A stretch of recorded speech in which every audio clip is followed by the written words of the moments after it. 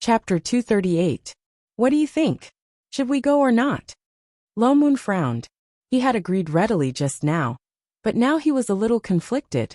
Xian Tong was currently in the divine underworld, and her situation was unknown.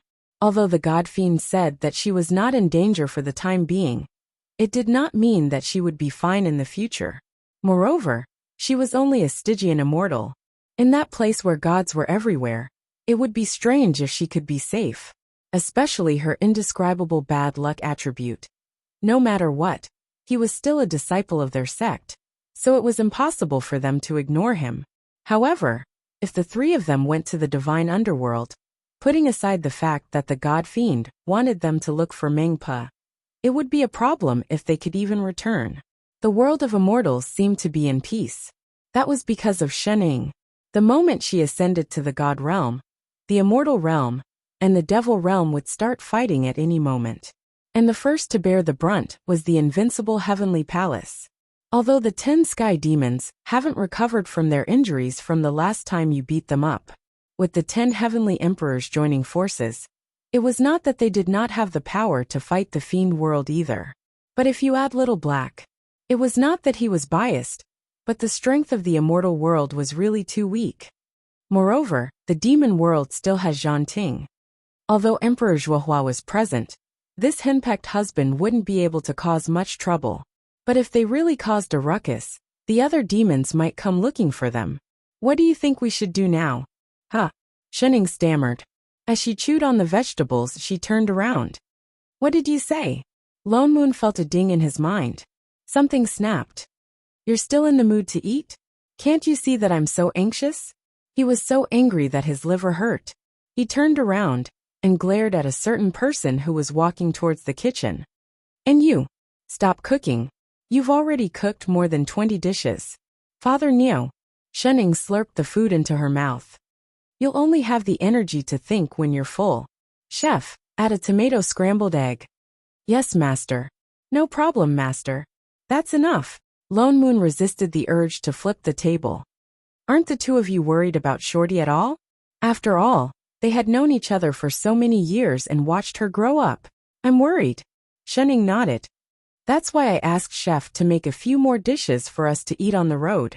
What if there was nothing to eat there? You're really planning to go to the divine underworld. And you're planning to leave now? What else? But if we leave our sect in the immortal and demonic realms? Father Neo. Shening suddenly interrupted him and said in a low voice, Why did you leave Black Heaven sect back then? Lone Moon stared blankly at her. Why? Black Heaven sect intended to make I Ching and Shening the scapegoats. They were supposed to protect their disciples, but they didn't care about their disciples' lives in times of crisis. That was why I Ching's heart was cold towards such a sect. Then he boarded Shen Ying's pirate ship. It's the same for us now. Shening thought about it and said, Shorty is a member of our invincible sect. Lone Moon's whole body shook, and the knot of depression that had been condensed in his heart dissipated instantly. Yes, why was he hesitating? They were disciples of invincible sect. How could they let others bully them? As for coming back with the cheat, he had nothing to be afraid of. If worst comes to worst, I'll just capture a demon and make him swear an oath. I understand. Lone Moon smiled. He felt his entire body relax. His heart mirror was transparent. He glared at Shening out of habit. And, get your oily claws off my shoulder. Damn it. She even took the opportunity to rub against him 2 or 3 times, treating his Dharma robe as a rag. Don't think I didn't see it. Do you believe that I won't stomp it? Shening retracted her claws and continued to reach for the big bowl in front of her. There's crayfish tonight. Sigh, a pity that she didn't prepare a napkin. Her hands were so oily that it was hard to pick up other dishes.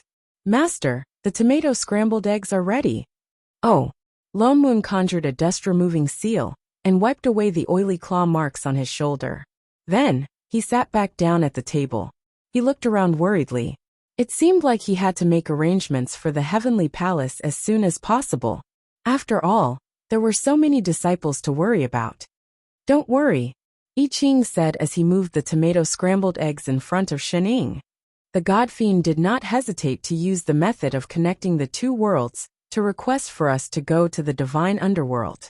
It seems that he had already thought of everything. Then, he must have arranged everything that we're worried about. Lo Moon was stunned. Just as he was about to ask, the ground shook. Not far away, a thick demonic chi rose into the sky. In an instant, it covered the entire heavenly palace. The immortal chi was forced to disperse in all directions. This is the direction of Lan Hua? And look at the level of the demonic chi. Lan Hua has ascended. Lo Moon was shocked. He stood up immediately. Lan Hua was a sky fiend. If he ascended, he would be a demon king. Although Lan Hua was a demon, his heart had always been biased towards the immortal realm. Could this be the god fiend's arrangement? If Lan Hua ascended to the demon king, even if they weren't here, the immortal and demonic realms could still maintain balance. He had to say that the god fiend had really thought of everything. The worry in Lo Moon's heart dissipated a lot. Sheningwei. Before he could finish speaking, a golden light suddenly lit up around Shenying's waist. It instantly enveloped the three of them. Holy shit! It's that jade pendant! Lo Moon shouted, but it was too late. The three of them disappeared on the spot. The god fiend was a liar. He said that immortal chi could be activated, but he didn't say that any immortal chi could be activated. Somewhere in the divine underworld, thick immortal chi spread throughout the entire forest. Like a white fog, it became thicker and thicker. It seemed like it was about to condense and take form. In a short while, the originally lush and green forest had become a snowy white. And between the layers of clouds, a huge door covered with array patterns appeared. It looked very simple and unadorned. Dermic talismans with golden characters floated around it, carrying with it an oppressive might of heaven and earth. Suddenly there was a creaking sound. The door suddenly opened outwards. Blinding golden light shone out from inside, sprinkling across the entire forest. A faint heavenly voice sounded. It sounded so far away that it couldn't be heard clearly. It was as if something was descending into the world. The next moment, a huge dragon's roar broke through the air. A black figure rushed out from inside, straight into the night sky. The dragon's roar spread in all directions. It did not stop for a long time, causing the sea of clouds to churn. The surrounding immortal chi became thicker. The huge door had already disappeared. It turned into wisps of blue god power that surged towards the figure in the clouds. The huge black dragon was faintly discernible between the clouds. It seemed to be dancing excitedly in the sky. A voice with god power suddenly sounded from the sky. Ha ha ha ha ha. I've finally cultivated a winged dragon and ascended to the divine realm. The dragon's voice was very loud. As it laughed, lightning flashed and thunder rumbled. From now on, I'm a true member of the divine clan. As soon as it finished speaking, there was a loud rumble of thunder.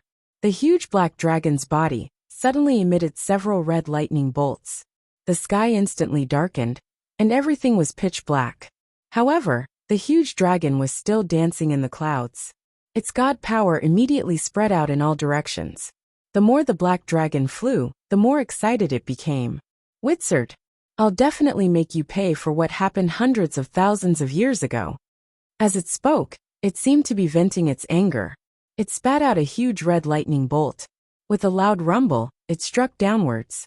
Its entire body rushed towards the forest below along with the lightning bolt.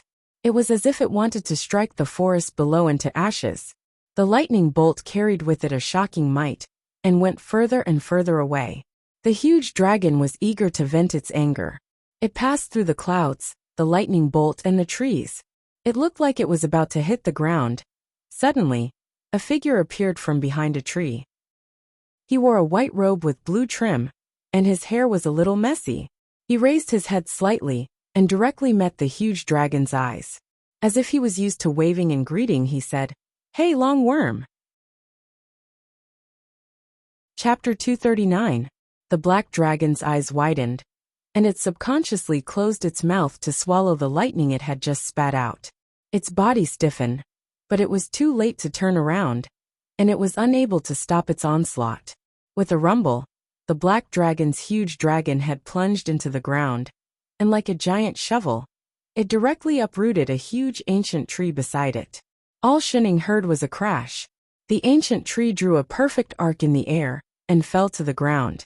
She could faintly hear a cracking sound coming from the black dragon's body. It sounded like something was broken. Hey, are you still alive? Shenning picked up a tree branch and poked at the creature, whose head was still buried in the ground. Why did he pretend to be a pangolin? His bones were broken, right? Shenning looked carefully at the dragon in front of her. You're not that long worm from the park director, are you? Although he had grown bigger, he might have been fed better food. The dragon's body stiffened, as if he had just regained his senses. He pulled his head out of the ground and jumped more than 10 meters away. He looked at the person in front of him in horror. Great immortal, you. Why are you here? Isn't this the divine realm? You really are a long worm. Shenning was a little surprised. Hey, long time no see. You look different. Even his horns had changed. Great immortal, I have already transformed into a winged dragon. Naturally, I will look like a dragon. The black dragon trembled out of habit and took a step back weakly. And I am now the same as Baizé, a divine race. Oh, Shenning nodded. She imitated Father Nyo and praised him in a commercial manner. You work very hard. Great immortal, you flatter me. The black dragon chuckled. Ever since Great Immortal ascended, hundreds of thousands of years have passed in the Azure world. Naturally Wait, you are an immortal? He seemed to have thought of something important. He scanned the immortal chi around Shenning that had not completely dissipated. A cold light flashed in his eyes. Even the fear in his eyes faded. Shenning hesitated for a moment before nodding. I guess so. Then, it heaved a long sigh of relief and looked straight at Shenning. Its body lit up with red lightning again, and its mouth curved into a sinister smile. That's great. Ha! Shenning tilted her head. Ha ha ha. It suddenly let out a burst of cold laughter, and the lightning on its body brightened. I almost forgot. I'm already a god. Do you think I'm afraid of you? What can a mere immortal do to me? With that said, he suddenly leaped and pounced towards Shenning. Is he itching for a beating? 2 minutes later. Exalted goddess, I was wrong. In the future, I will be your worm when I live, and I will be your dead worm when I die. As long as you command me, I will go through fire and water. I will go through water and tread on fire without hesitation. It's not that serious. Shenning frowned. I just want to ask you for a favor. Please give me your instructions, exalted goddess. I just arrived in this world and got separated from Chef and the others. She looked around in confusion. Bring me out of this forest first. Yes, exalted goddess. No problem, exalted goddess. Leave it to me, exalted goddess. The black dragon nodded vigorously. Exalted goddess, do you know roughly where the person you're looking for is? I don't know. They disappeared the moment I arrived in the divine world. Then, how long have you been in this forest, exalted goddess? For 5-6 months. She had forgotten. The black dragon. This forest isn't that big. How did you manage to get out of it after spending a few months? Then exalted goddess, why don't we get out of here first? The black dragon asked tentatively. Afraid that she was unwilling, he added. Exalted goddess, don't worry. Before you find the person you're looking for, I'll be by your side. All right. Shenning nodded very agreeably. Thank you for your hard work. It's my job. The black dragon chuckled. Then, can I trouble exalted goddess to pull me out of this rock on the ground? This should be a divine mystic rock. It's too hard. I think I'm stuck. That's why she had to do it herself when they could talk nicely. Wait a minute. Shenning retracted her foot from the dragon's head. She looked around and picked up its tail. She remembered that it said the rock was too hard, so she exerted a little more force. She tightened her grip and pulled hard, with a loud tearing sound. The black dragon was still stuck in the rock. Shenning had half of the dragon's tail in her hand. Shunning. Ayo! A blood-curdling screech instantly spread through the entire forest. It carried along the echoes of the screech, echoing endlessly.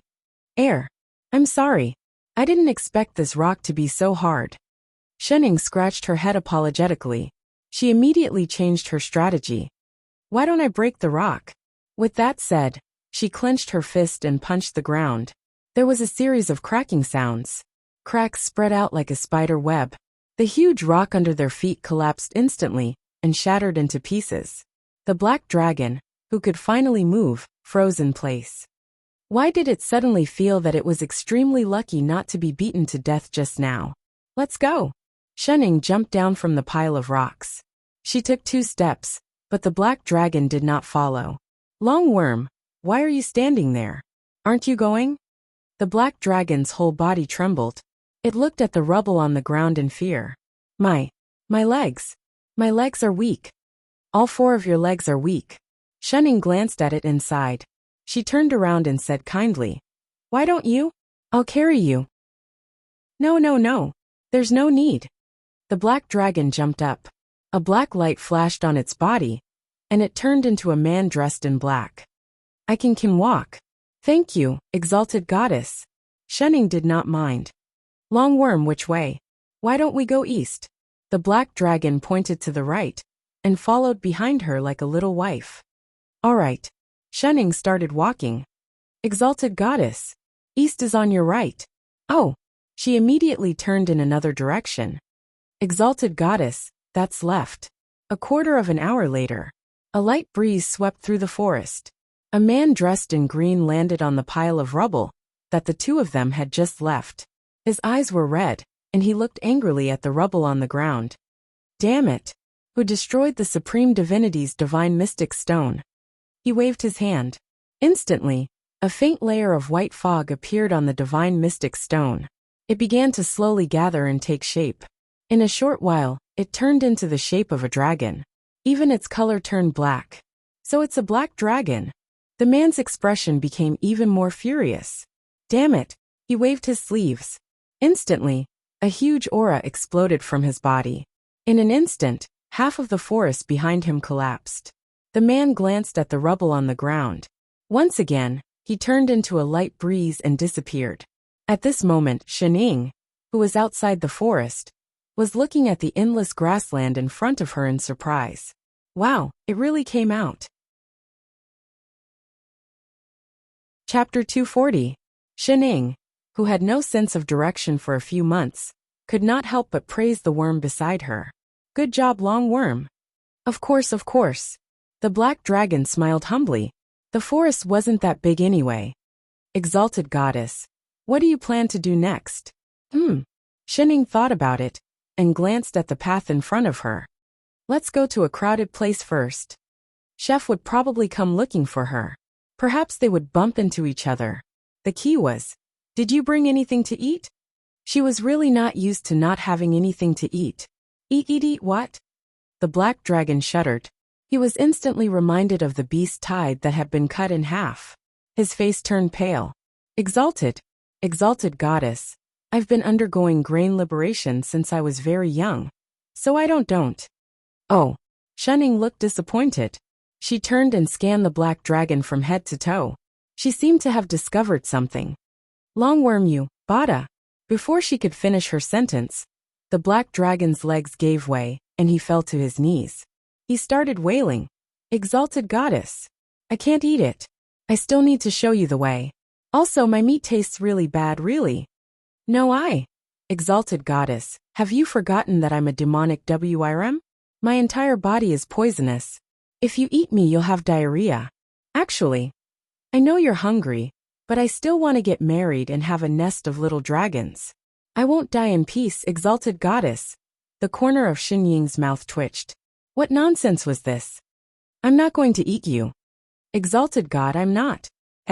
The black dragon was stunned and his tears stopped. He looked at Xunying in disbelief. You're not? Yes. She nodded. I don't know how to cook. The chef wasn't even here. The black dragon heaved a long sigh of relief, looking as if he had just escaped death. That's good. What did the exalted goddess want to say? Xunying glanced at him. Oh, I wanted to remind you to change your clothes. What did that mean? You know there's a big hole in your clothes? Xunying pointed at his back. Exalted goddess, you must be joking. The black dragon explained seriously. My black robe is still formed from dragon scales, it won't. He subconsciously touched his back and felt a cool sensation. His body instantly stiffened. Don't you feel that your butt is a little cold? A while later. A A blood-curdling scream pierced through the air. He had forgotten that half of his tail fin had been torn off, and he had actually walked through the entire forest with his butt bare. There was no hope for a dragon's life. The dragon and the man walked aimlessly for more than an hour. Only when they passed through a grassland did they gradually see other figures.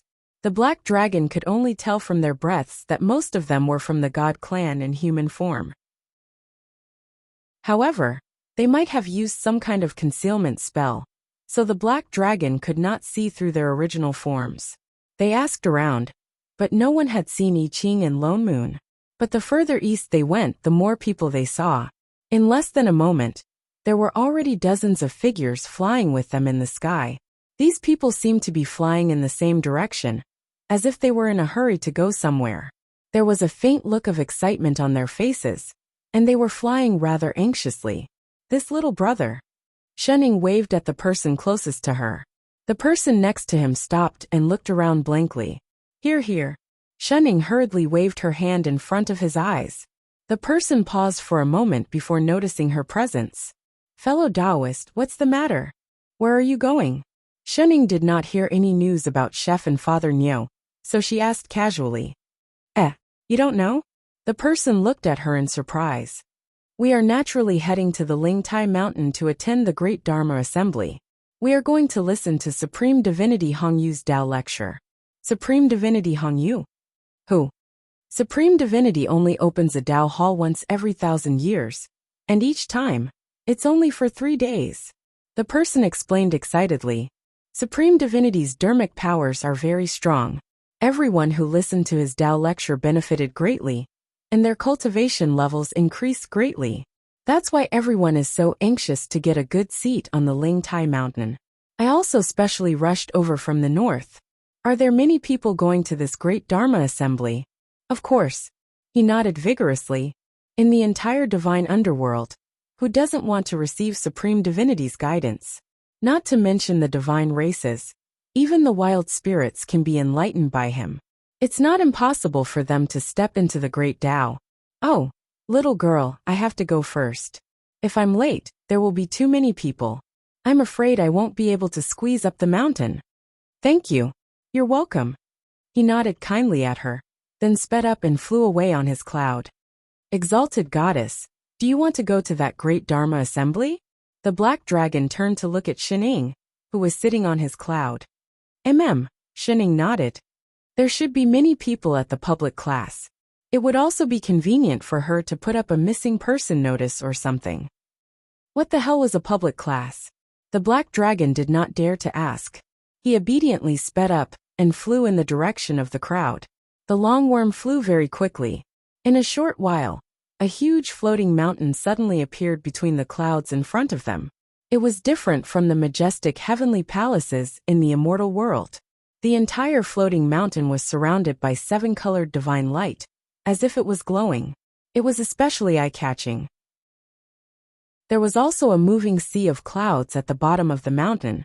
A bridge made of lotus flowers extended from the bottom of the mountain to the huge lotus platform in front of them. The lotus platform was very wide, and there were already many immortals standing on it. At a rough estimate, there were thousands of them. Every one of them was surrounded by blue god power. The only difference was the amount. Most of the divine races maintained their human forms, but there were also some who looked like beasts that Shenning had never seen before. So many divine races. The black dragon's eyes widened. He scanned the beast-shaped people one by one, his face full of surprise. This was the first time he saw so many different divine races. The strange thing was that there was no dragon race in the middle. The scene was very lively. Although there were many people, they were very orderly. They all lined up according to the order in which they came. There were no signs of arguing or queue-cutting. The scene was very harmonious. This was indeed the highest level of the divine world. Exalted goddess. The black dragon stopped in the air and looked inquiringly at Shenning. Let's line up first. She pointed downwards. The two of them fell at the back of the line. Longworm asked. She pointed at the people who were falling behind. All right. The black dragon immediately went forward and asked the people at the back of the line. Unfortunately, they still did not get any clues. They could only go in and ask. The line advanced very quickly. In a short while they were already at the front. Only then did they realize that there was a huge array in front of the lotus platform. But there was no one guarding it. There were only a few rows of dazzling golden words floating in the air beside it. Beer Platform Dharma Assembly. Education without discrimination. Apart from the dragon race. Shening. Black dragon. Why did they discriminate against the dragon race? What did they do? And the 4 words at the back, they were obviously added later, right? They were obviously smaller, weren't they? Chapter 241. Exalted. Exalted Goddess. The black dragon turned to look at Shening. What do we do? Don't worry, let's go in first.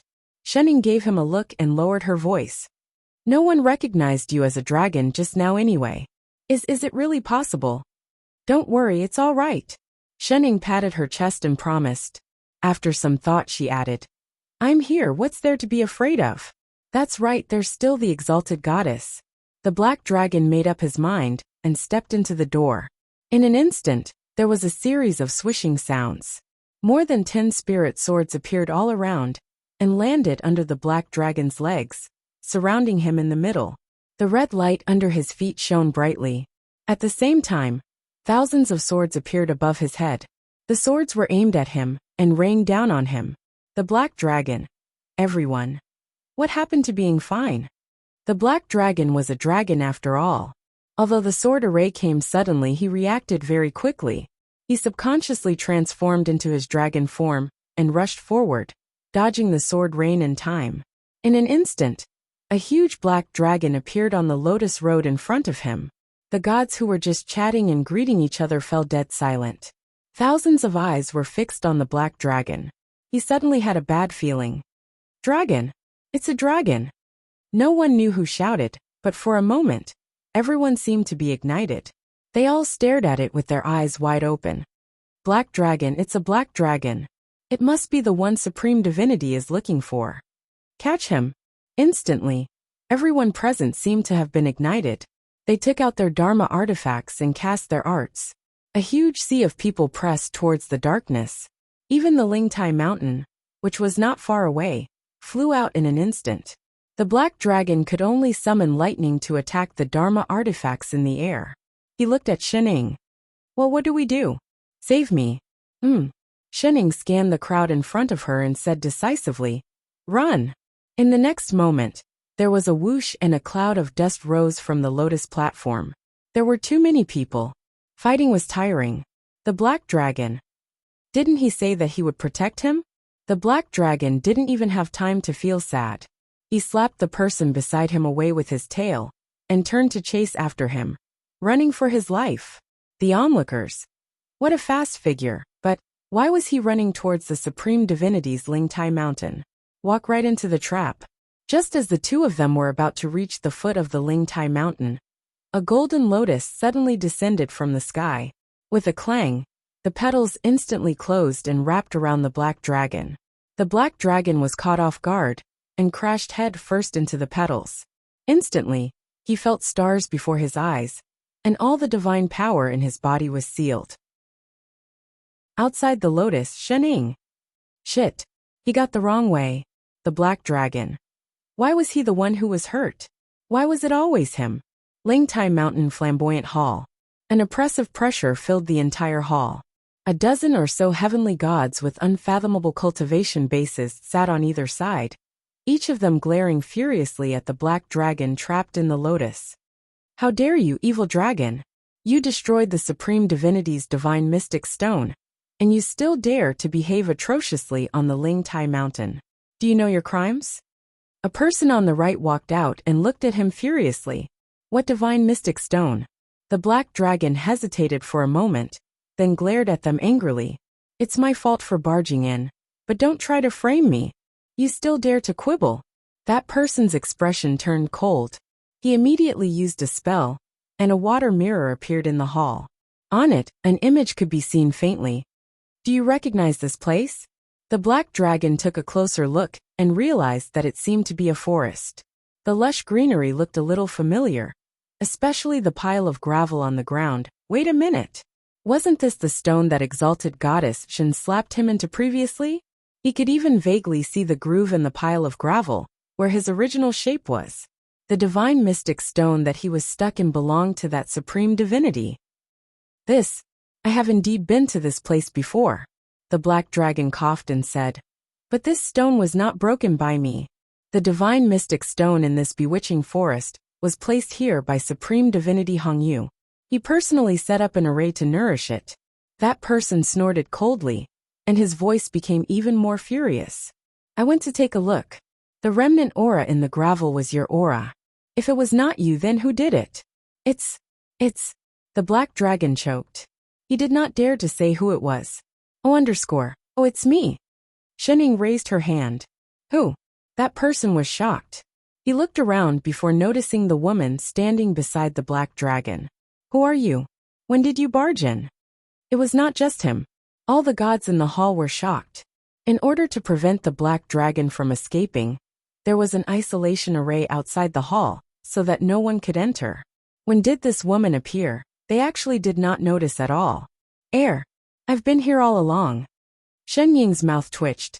Ever since they caught the black dragon and brought him in. The person who asked the question's expression darkened. He scanned her from head to toe, and realized that there was not a trace of god power in her body. He immediately relaxed. With such low god power, it was no wonder that they did not notice her. Little girl, what do you mean by what you said just now? That stone. Shen Ying pointed at the water mirror. Maybe. I was the one who smashed it. The black dragon immediately said obsequiously, you can't blame the exalted goddess for this. Your stone is too weak. The exalted goddess smashed it with a light punch. How dare you call it the divine mystic stone? You're saying that it was this woman who smashed the divine mystic stone directly? That person's expression darkened even more. He looked at the black dragon coldly. That's right. Nonsense. That person became even more furious. He slammed the table and stood up. You black dragon, you have no sense of shame. You destroyed the supreme divinity's divine mystic stone first. Not only do you not know how to repent, you even tried to make connections with her? Hey, I'm telling the truth. Shut up. The divine mystic stone is the hardest divine stone in the divine underworld. Even the true fire of the phoenix race might not be able to refine it. How could it be smashed with one punch? Do you think I'm blind? You're really blind. The more he spoke, the angrier he became. He looked like he wanted to smash the black dragon's head. Even the other gods beside him started to criticize the black dragon. I didn't think that the dragon race of the 4 great divine races would have such a shameless dragon. That's right, a bunch of lies. In order to escape punishment, he actually made up such an excuse. That little girl looks like a little god who just ascended to the deity position. How could she have such god power? This unrepentant evil dragon must be dealt with severely. That's right. The supreme divinity is coming to preach soon. This matter must be resolved before he returns. The black dragon. In this day and age, no one believed the truth. Shening. I can only help you this much. Fellow Taoists, how do you think we should deal with this dragon? The person at the head of the left stepped forward and asked the gods with cupped fists. Chapter 242. Everyone looked at each other for a while, and after a while, they began to speak one after another. The supreme divinity mystic rock has been raised by the divinity for tens of thousands of years. This dragon has committed grave sins. We cannot let it off easily. That's right. It's a dragon. Today, we work together to get the supreme divinity's golden lotus to take it down. If we don't punish it now, who knows what evil it will do in the future? But we can't hurt it. Why don't we hand it over to the supreme divinity? No, the supreme divinity has always been soft-hearted. What if this black dragon deceives the supreme divinity, and she lets it go? The deities were silent for a while, and looked at the black dragon with disdain. Scapegoat dragon. What does this have to do with me? Why don't we send it to the Dragon Valley? The person on the right suddenly said. No.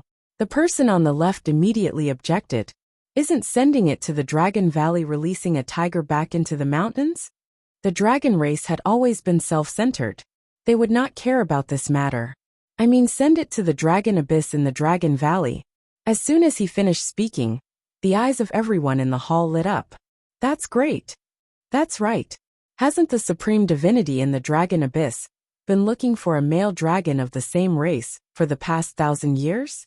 Sending this black dragon over is perfect. He has just ascended. The supreme divinity will definitely be pleased. That's right. The supreme divinity is very powerful. This black dragon will not be able to do anything to her. Since that's the case, it's decided. Hurry up and send it away. The supreme divinity is about to preach. Don't let him see this dragon. Wait. What do you want? The black dragon suddenly had a bad feeling. It wanted to rush out, but was trapped by the golden lotus. It could not exert any strength. Let me go. The deities ignored it.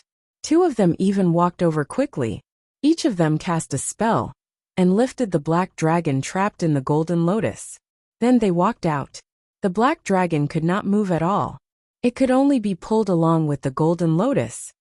I'm warning you. Let go of me. Otherwise, you'll suffer when I come out. The two of them turned a deaf ear to it and dragged it impatiently towards an array.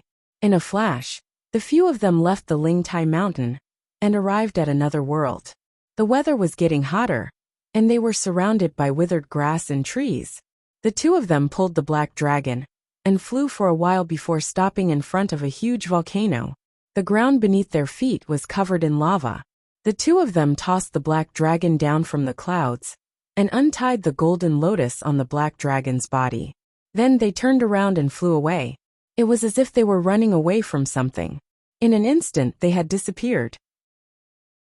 The black dragon lost its balance and almost fell into the ground again. Fortunately, Shining, who had been following by its side, pulled it up in time to prevent its face from hitting the ground. Thank you, exalted goddess. The black dragon thanked her with a bitter expression. But, exalted goddess, can you not pull my tail next time? Half of it was already gone. It really hurt. You're all right. He had gotten used to it. The black dragon rubbed his tail, feeling wronged. He glanced at Shining and asked, Exalted goddess, why didn't you beat them up just now? She promised to protect him. Because, Shining said seriously, I'm in the wrong. No matter what, she was the one who broke the rock. She emphasized, I'm a reasonable person. Moreover, she was not the one who took the blame. The black dragon. Why is your way of reasoning different from mine? Oh, greater than over equal to. Oh, the black dragon looked around. He could feel the thick dragon chi around him, making him feel extremely comfortable. Even the wound on his tail was healing automatically. He was even more confused. To a dragon, this seemed like a good place. Why did they throw me here? Didn't they say they were going to punish him? There was no reason for them to send him to such a good place. Shining shook her head. Just as she was thinking about it, a surprised voice suddenly sounded. There's a newcomer. A gust of wind blew past them. Two women, one in white and one in green, suddenly landed in front of them. They were looking in the direction of the black dragon with shining eyes. That's great. It's a male dragon. Let's send him to the dragon palace. All right. The other woman in green said excitedly. Supreme Divinity has been in a bad mood recently. It's just right to send him there. Yes. Although he's a little ugly and lacks a tail fin. The woman in white scanned the black dragon from head to toe. Supreme Divinity probably won't mind. With that said, the two of them walked towards the black dragon. Who are you two? The black dragon immediately got up, swung his tail, and roared at the two. What do you want? Of course we want to send you to the Dragon Palace to be Supreme Divinity's husband's servant. The woman in green said matter-of-factly. Didn't you enter the Dragon Abyss for this? Husband's servant. SB, what the hell? The black dragon felt that his male dignity was being insulted. His eyes widened and he scolded. Who wants to be someone's husband's servant? I'm a dignified dragon. How can anyone think that way? Wait a minute. Could it be that the people who captured him sent him here to make him a ghost husband's servant? Could there really be a perverted supreme divinity in the Dragon Abyss who specialized in capturing male dragons? Damn, he did not want to be someone's boy toy. You black dragon, why are you so unreasonable? The woman in green glared at him with some dissatisfaction. You're already in the dragon abyss. Are you not here to be Supreme Divinity's husband's servant? Are you here to have fun? I was kidnapped and brought here. The black dragon was angry and annoyed. Your Supreme Divinity must be too ugly to marry. You want me to marry her? Dream on. I sell my skills, not my body. How dare you? The two girls were angry. They pointed at him and said, How dare you be rude to Supreme Divinity? The black dragon was also angry. Get lost. Otherwise I'll eat you. With that said, he prepared to pounce on the two girls. His dragon claws were about to grab them. The two girls' expressions turned cold. Suddenly, their bodies shook, and in the next moment, they turned into two huge dragons, one green and one white. Their bodies looked even bigger than the black dragon. Huh. They were dragons too. The black dragon was stunned. Before he could react, he was directly suppressed by the two dragons. His entire body was pressed to the ground. Where did this country bumpkin come from? How dare you be rude to Supreme Divinity? You're just a crippled dragon without a tail. How dare you talk big about marrying Supreme Divinity? Dream on. To be able to be a servant and warm Supreme Divinity's bed is a blessing from my previous life. That's right. Why would Supreme Divinity fancy a lowly dragon like you? You don't know your place. Beat him up. The black dragon howled miserably as it was grabbed. For a moment, its black scales fluttered in the air. Ow! I'm going to die, I'm going to die. Exalted goddess! Exalted goddess! Save me, exalted goddess! They're dragons too. Save me! Save me! Shenning! Can't you learn from your mistakes? Shenning sighed. She turned around and grabbed the tails of the two dragons with each hand. Girls, calm down. Just as she was about to pull them off the black dragon, a cold voice came from behind. What's the commotion? Chapter 243. A scorching aura hit them in the face. The surroundings were dyed fiery red. A fire dragon formed from lava appeared in front of them. A woman dressed in red stood on the dragon's head. Her long hair was tied up high, and light blue divine power surrounded her body. She seemed to have deliberately restrained it. From afar, one could feel an oppressive power. Her aura was astonishing. What was important was her face. She was extremely beautiful, but had a rare heroic spirit. Wow! She looked like a mature sister. The black dragon was stunned. For a moment it forgot to struggle. Greetings, Supreme Divinity! The two dragons that were pressing down on it and rubbing the dragon's scales stopped. In an instant, they transformed back into the two cute girls from before. They obediently bowed to the person on the fire dragon, their eyes filled with joy. Supreme Divinity, you're back so soon? The woman nodded. She glanced at the two of them and slowly walked down from the fire dragon. Every move she made carried the suppressive power of a high-level divine. The moment she landed, the fire dragon behind her turned back into ordinary lava. What happened here? She glanced at the dragon's scales on the ground and frowned slightly. Supreme Divinity, the woman in green said. We found a black dragon that broke in. We wanted to send him to the dragon palace. But not only was he unwilling, he even spoke disrespectfully to Supreme Divinity. We were so angry that the woman's gaze fell on the black dragon.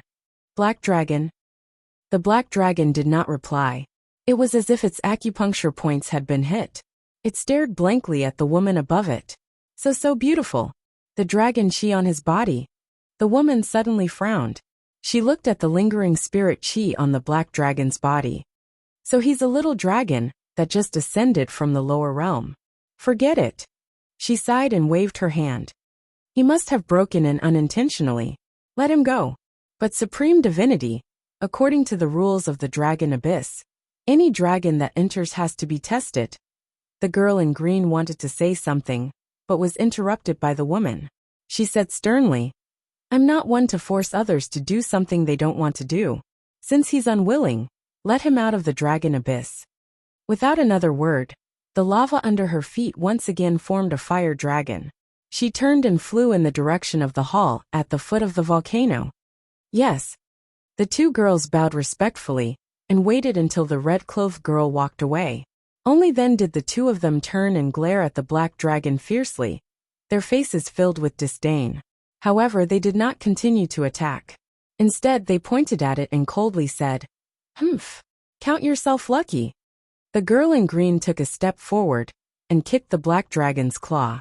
Our supreme divinity is the dragon with the highest cultivation level in the dragon clan. Furthermore, he possesses the most noble bloodline of the ancient azure dragon, and he is the dragon god of our race. You're just a mixed-blood dragon from the lower realm. How dare you criticize the divine lord? That's right. As expected, there aren't any good dragons out there. You can't defeat the divine lord, so you only know how to talk behind the divine lord's back. This time, the divine lord has ordered us to let you go. If you dare to disrespect the divine lord again, we'll beat you up every time we see you. The two of them reprimanded the black dragon for a bit, but seeing that the black dragon didn't reply, they pointed to the right and said, "The way out is over there. Get out of the dragon abyss." After saying that, he turned around and flew away. The black dragon, on the other hand, was unusually well behaved. He didn't retort, let alone explode in anger. He just stared blankly in the direction the group had left in, as if he had been struck dumb. "Long worm, you're still alive. Long worm, long worm." Shenning called out a few times, but the black dragon didn't react at all. He continued to stare in the direction of the volcano, as if he was frozen in place. "Hey!" Shenning walked to the side of the dragon's head and waved her hand in front of his eyes. "Wake up. You haven't been beaten, silly, have you? Exalted goddess." The black dragon suddenly jumped up and transformed back into his human form. His eyes shone like light bulbs. "Tell me, if I agree to be her servant now, do I still have a chance?" King retard. Are you a freaking masochist? Exalted goddess, why don't we go to the Dragon Valley and ask around? I don't even know her name. Maybe she's... I'm not going. Shenning rejected him instantly. Exalted goddess. The black dragon's entire body became listless. Tears welled up in his eyes as he hugged her leg. "This is the first time I've met a girl I like. If I miss this chance, I might not get another chance in the future. Can you bear to let me not find a wife for the rest of my life?" "Of course I can." Did he have to be so direct? "Exalted goddess, I'll go and ask around. If she doesn't accept, we'll come back immediately." The black dragon continued to persuade her. "What's more, the dragon chi here is very thick. There should be many dragons here. It would be convenient for Exalted goddess to ask around." "I'm not going. It would be better to go back to the map." "Exalted goddess, just listen to me this once. One look, and you can tell that the inside of the volcano is an important place for the dragon race. Although it looks scary on the outside, there's a whole new world inside. There might be all kinds of rare treasures and divine stones, strange flowers and fruits, rare delicacies and the like." "Exalted goddess, are you sure?" Where's she?" "Exalted goddess. Exalted goddess. Why are you standing there like a fool? Let's go." Shenning waved a hand in front of her. "Why didn't you say so earlier, that there was food to eat?" The black dragon's mouth twitched. He quickly followed her. "All right, Exalted goddess. No problem, Exalted goddess. Please go this way, Exalted goddess. That's the way back." "Oh." Shenning turned around and walked in the direction of the volcano. As she walked, she muttered to herself, "Also, I was going to break up with you and look for Chef on my own. It looks like we still have to work together for a while." "What? Nanny, what did he just hear? Break up?" The Exalted goddess was going to set him free. "No. Exalted goddess, listen to my explanation. It's not too late to break up now. Also, long worm, why don't you change your clothes? Don't use your scales as clothes. It's fine if it's just your butt in the past. But now your entire lower body is naked. Won't you catch a cold?" Pfft. He could vaguely see a pillar of blood spurting out, which did not fall for a long time. At the top of the Ling Tai mountain, a white-haired elder stood beside a pool. A water mirror floated in front of him. He laughed softly and suddenly spoke. "We haven't seen each other for 10,000 years. Why are you suddenly sending me a voice transmission? Asking about someone?" A cold voice came from the water mirror in front of him. It sounded like a heavenly voice. The surface of the mirror rippled. A white-robed man's figure could be vaguely seen. The elder's smile deepened. Who's so important? Thank you for asking personally. A black dragon, the voice replied. He probably just ascended recently. Black dragon, the elder thought for a moment. I heard that a few days ago, a black dragon broke into the Lingtai mountain. It seems to be the one that destroyed my divine mystic stone not long ago. However, before the Dharma assembly began, he was sent to the dragon abyss for punishment by the gods, who came to listen to the Dharma assembly. Could it be that you are friends with this dragon? The person in the mirror frowned. You don't have to worry. Others may not know, but you should know what that person in the dragon abyss is like. I'm sure he won't make things difficult for him. The elder comforted. If you really have something urgent, I'll send someone to get him back. Chapter 244. No need. The person in the mirror replied. We're just old acquaintances. I suddenly thought of asking. The image in the mirror started to fade, and was about to disappear. Wait. The old man seemed to recall something and hurriedly said, You're not still at the 1,000-feet mountain, are you? The person in the mirror did not reply. It was as if she was admitting it. AI, why do you have to do this? The old man sighed. I think that exalted God Qianyu is not lying to you. He really doesn't know. Why do you have to stay there and force him to tell you? Even if he really doesn't know. The person in the mirror lowered her voice, as if she had been wronged. She will definitely appear. You. The old man was speechless. A moment later he shook his head. Forget it. I hope you can really find the person you're looking for. The other party did not reply. The mirror slowly shook and turned into a stream of water that fell into the pool below. The old man stroked his beard and sighed again. AI, people at this age. Dragon Palace. The woman on the high seat looked at the messenger with some surprise. Black dragon? Is it the little black dragon, who just ascended to the divine underworld in the dragon abyss? Supreme divinity, it is indeed him. Didn't he say he was unwilling just now? Why is he here now? Long Zhen frowned, and a look of displeasure flashed across her face. Is he afraid that I will blame him? Tell him that I will not make things difficult for him. I don't need a husband like him. Yes. The maidservant was about to leave when another lady, standing beside her, stopped her. Wait. The lady cupped her fists towards Long Zhen. Supreme divinity. All these years, we've tried all sorts of methods. No matter how high the cultivation of the dragon race was, we've all failed. Perhaps young master's matter has nothing to do with cultivation. This black dragon has just ascended. Perhaps we'll bump into him. There's no harm in trying, right? But he just ascended and he's a black dragon. Long Zhen hesitated. Supreme divinity, we can wait, but young master can't. Her expression turned even more serious. A moment later, she sighed and turned to the maidservant. Forget it. Let's try. Bring him to the dragon pool. I'll be there in a while. Yes. Only then did the maid leave. He agreed. The black dragon couldn't believe his ears. This was the first time he had fallen in love with a girl. It was a pity that the start was not very good. He thought that the other party would definitely be angry with him. But it turned out that he was just trying his luck and begging the exalted deity to let him come. He didn't expect the other party to agree immediately. He wasn't dreaming, right? When he thought of that woman just now, although he was just a husband servant with no status, at least he had the opportunity to get close to her. Perhaps they would develop feelings over time and become official. Exalted. Exalted goddess. Exalted goddess. He tugged at Shenying's sleeve excitedly. She agreed. Did you hear that? She agreed. Oh. Shenying, who was sitting in the living room, was pulled by him. She took a bite of the fruit in her hand, which she hadn't eaten for a long time. She held the plate full of fruit in her other hand tightly and moved it to the side. Cherish food and stay away from the love brain.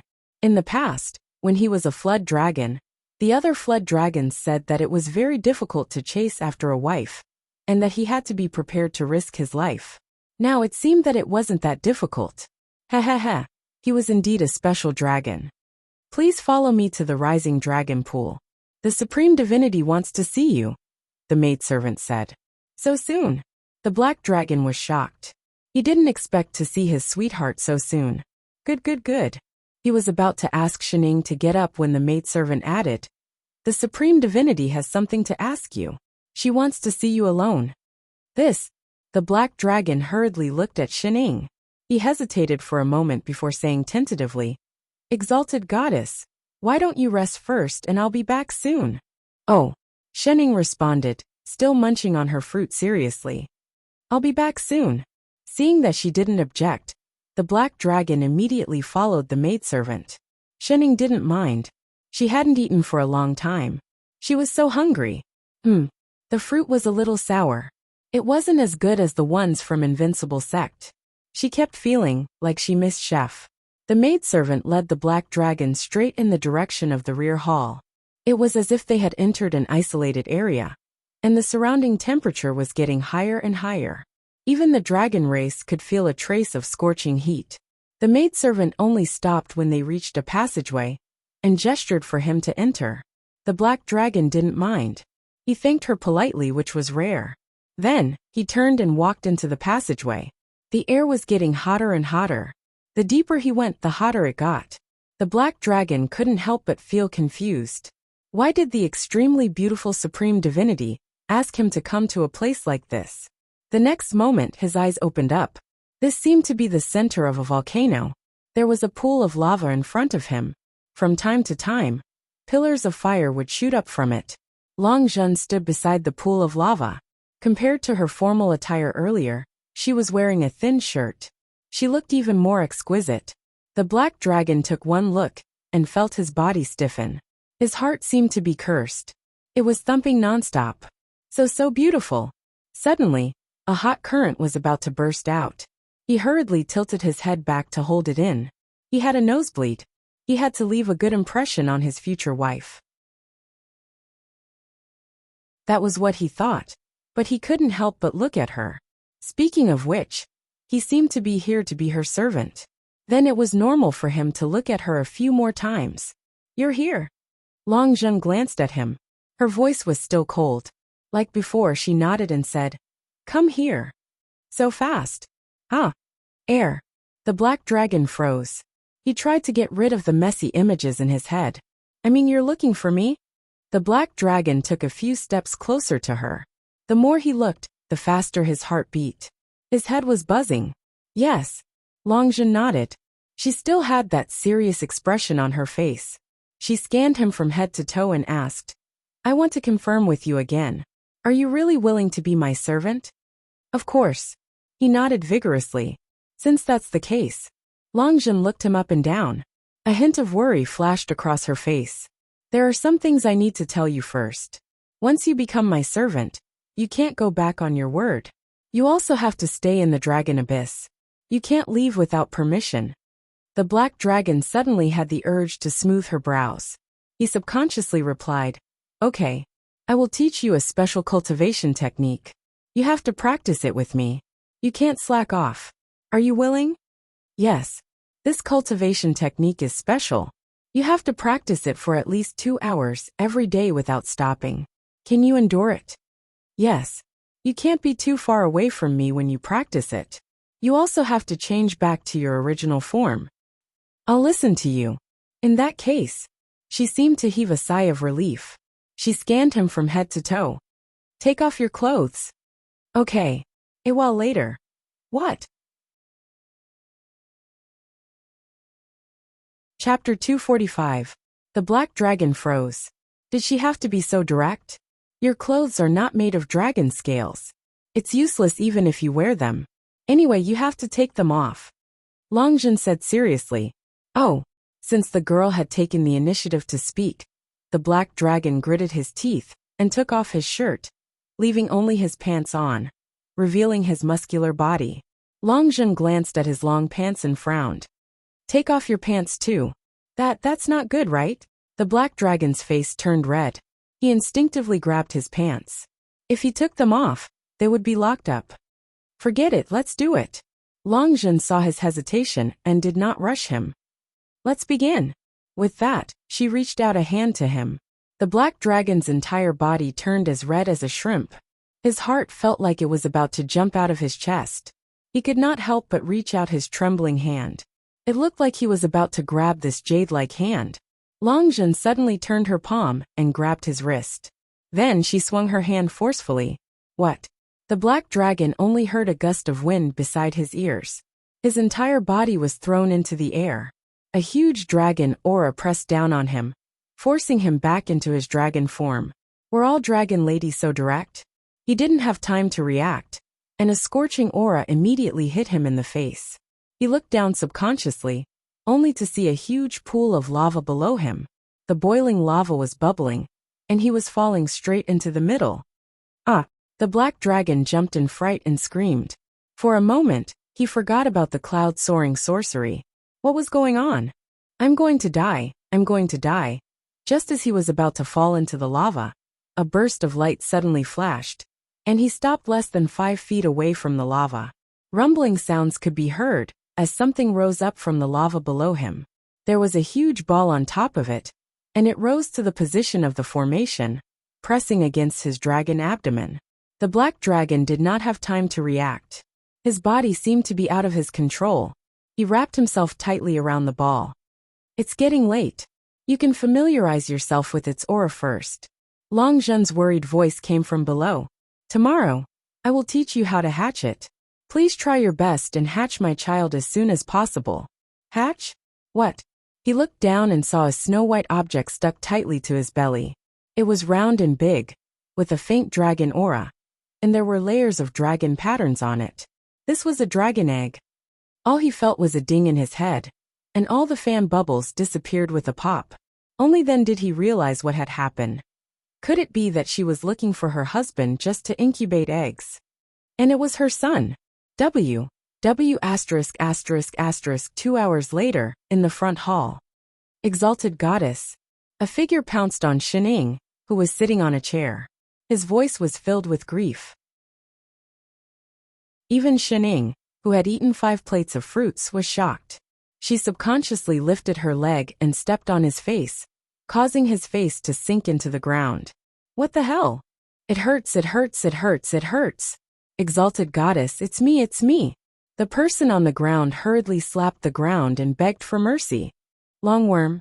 Xining lifted her foot and glanced at the disheveled man, who was pulling his head out of the ground.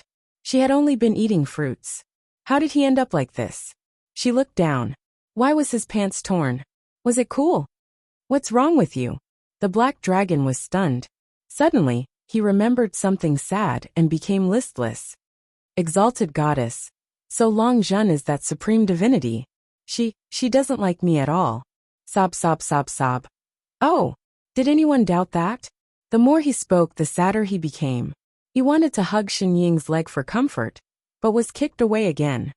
She took me in as her husband just to incubate her eggs. Oh, she even wanted me to incubate for 4 hours every day until they hatch. Oh, I didn't expect her to have an egg. I don't have a chance anymore. Sob, sob, sob, sob. I'm so sad. Oh, I heard that the egg hasn't hatched even after hundreds of thousands of years. Maybe I'll have to incubate for hundreds of thousands of years too. The key is someone else's son. Oh, that's not all. That egg is huge and heavy. There's another dragon's aura on it. I'm actually not her only egg-incubating dragon. Heir, is that what you care about? Exalted Goddess. Seeing that Xining had no intention of comforting him, the black dragon's heart ached even more. I've been gone for so long. Don't you have anything to say? He looked up pitifully. His expression was one of comfort, concern and hug. The corner of Xinying's mouth twitched.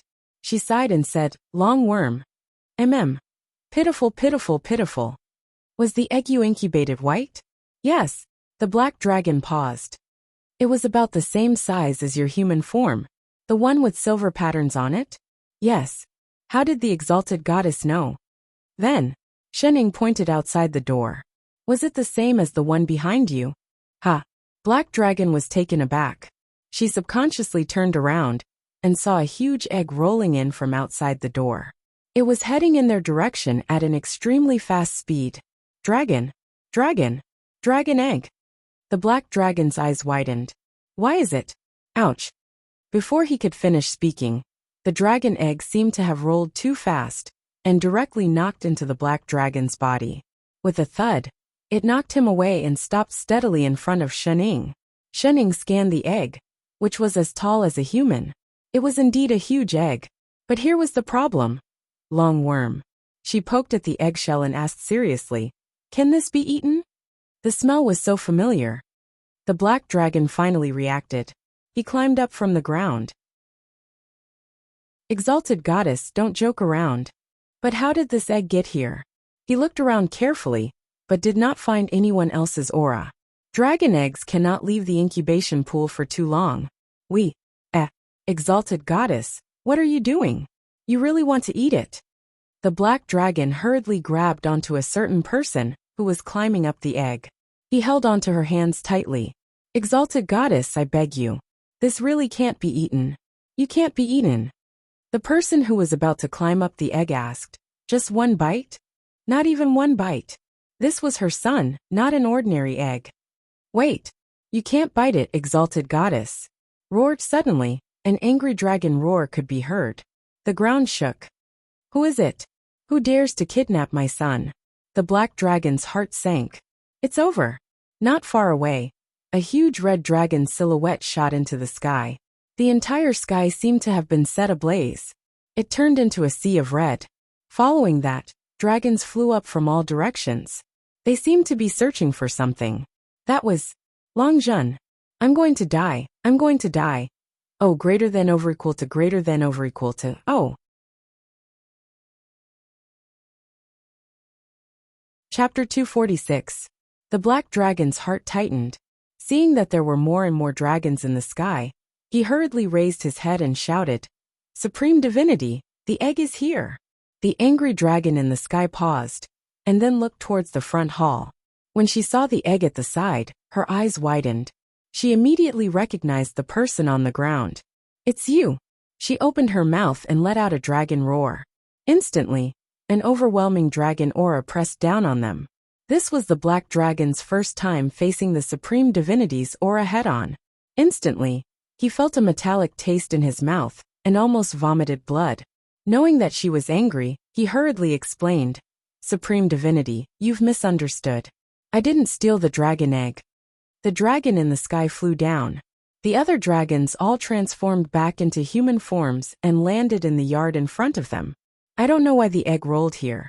I was just about to send it back," the black dragon hurriedly explained. "But don't worry, the dragon egg is fine." Crack! Before he could finish speaking, he heard something shattering beside him.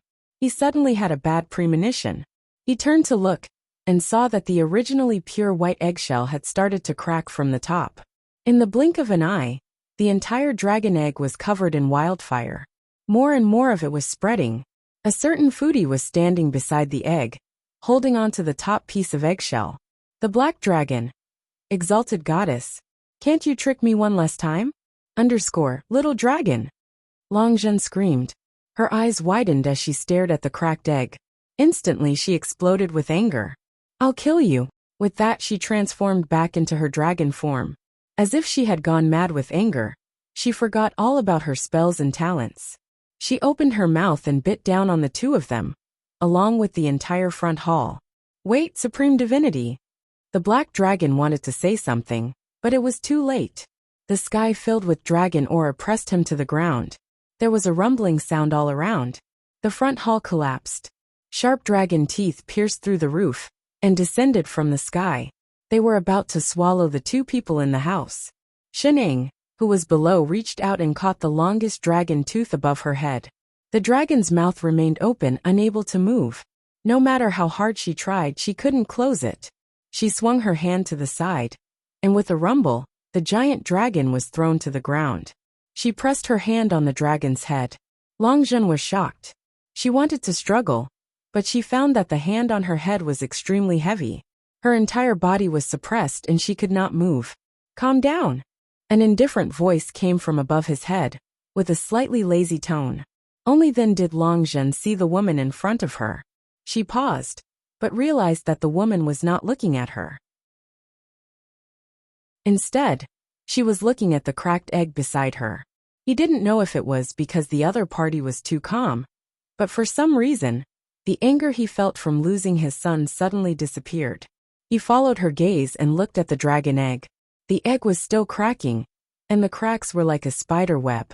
Finally, with a crack, a piece of eggshell fell off, and a golden light shone from the egg. As more and more eggshell fell, the golden light became brighter and brighter.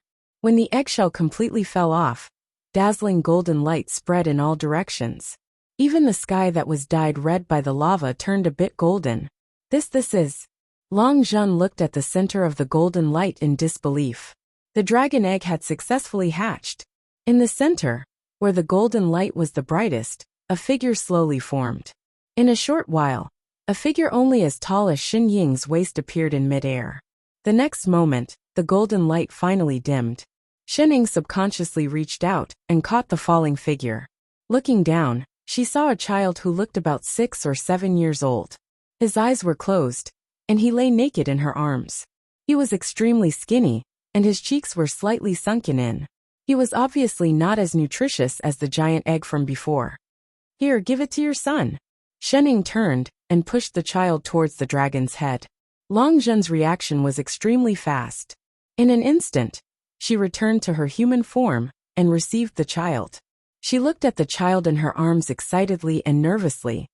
Long, you're finally out. She hurriedly took out a long robe and wrapped it around the child's body. She looked at the child in her arms carefully, and a look of confusion flashed across her face. He can already transform. Why is he so weak? Maybe he's been holding it in for too long, Xin Ying suddenly replied. She waved the piece of eggshell in her hand.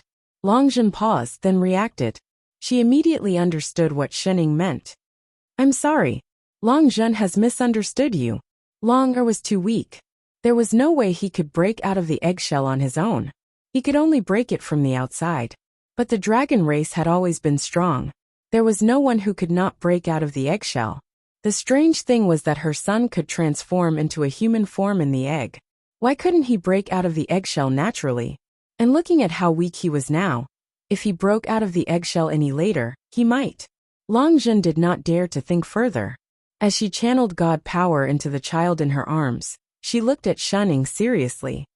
Thank you, fellow Taoist, for saving my son's life. How should I address you, benefactor? Oh, my name is Xin Ying, Xin Ying replied casually. She continued to look at the eggshell in her hands thoughtfully. Fellow Taoist Shen.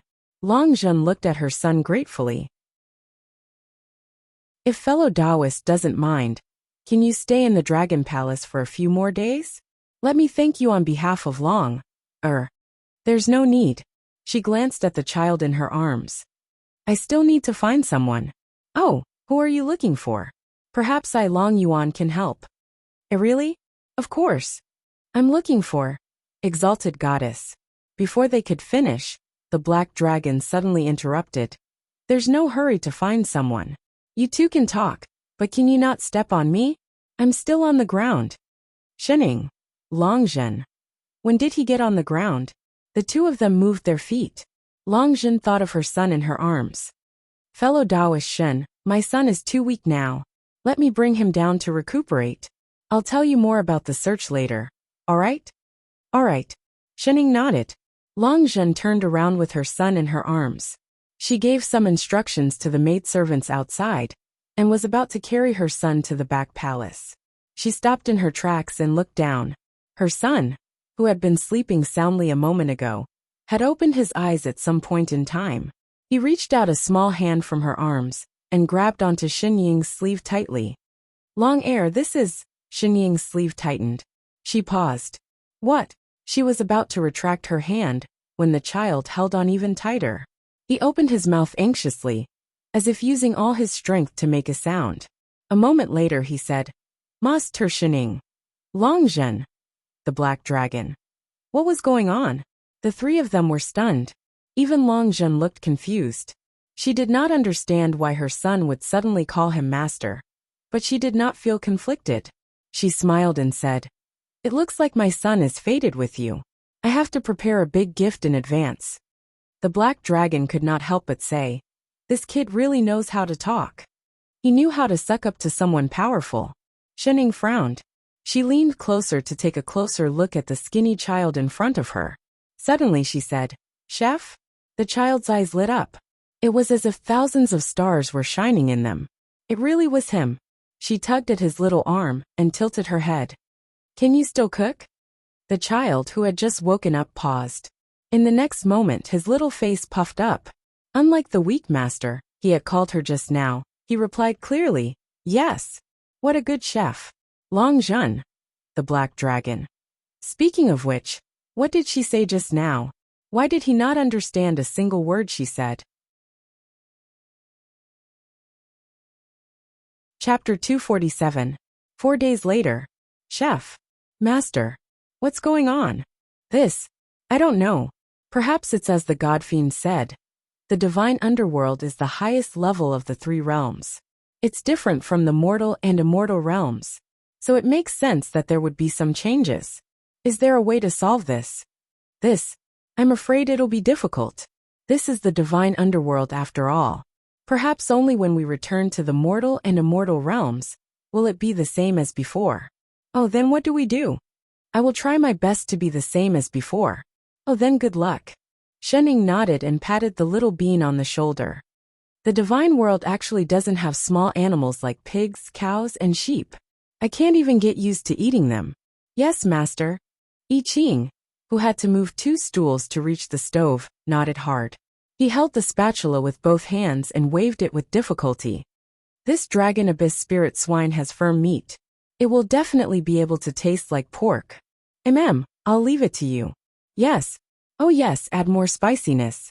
I like spicy food. Yes, master. No problem, master. He waved the spatula even harder. The black dragon watching. What on earth were these 2 doing? Wasn't that Long Zhen's son who was still recuperating? Why did he come here the moment he was able to walk? Why did he bring his own pots and pans and ingredients? And what's with the exalted goddess? It's fine if he doesn't have any sense of shame. But why is he holding a bowl and watching? He's almost drooling. What's with that well-practiced commanding tone? Look carefully. That person who's about to be buried in the pot is a child. A child? Doesn't your conscience hurt? Master, it's done. I Ching finally stopped waving the spatula. His 2 little hands struggled to pick up the plate that was wider than his body. All right, let's eat. Shenning picked up the other dishes and was about to go out when she saw the black dragon standing at the door with a dumbfounded look on his face. Longworm, come and help me carry the dishes. Oh, the black dragon subconsciously responded before walking in.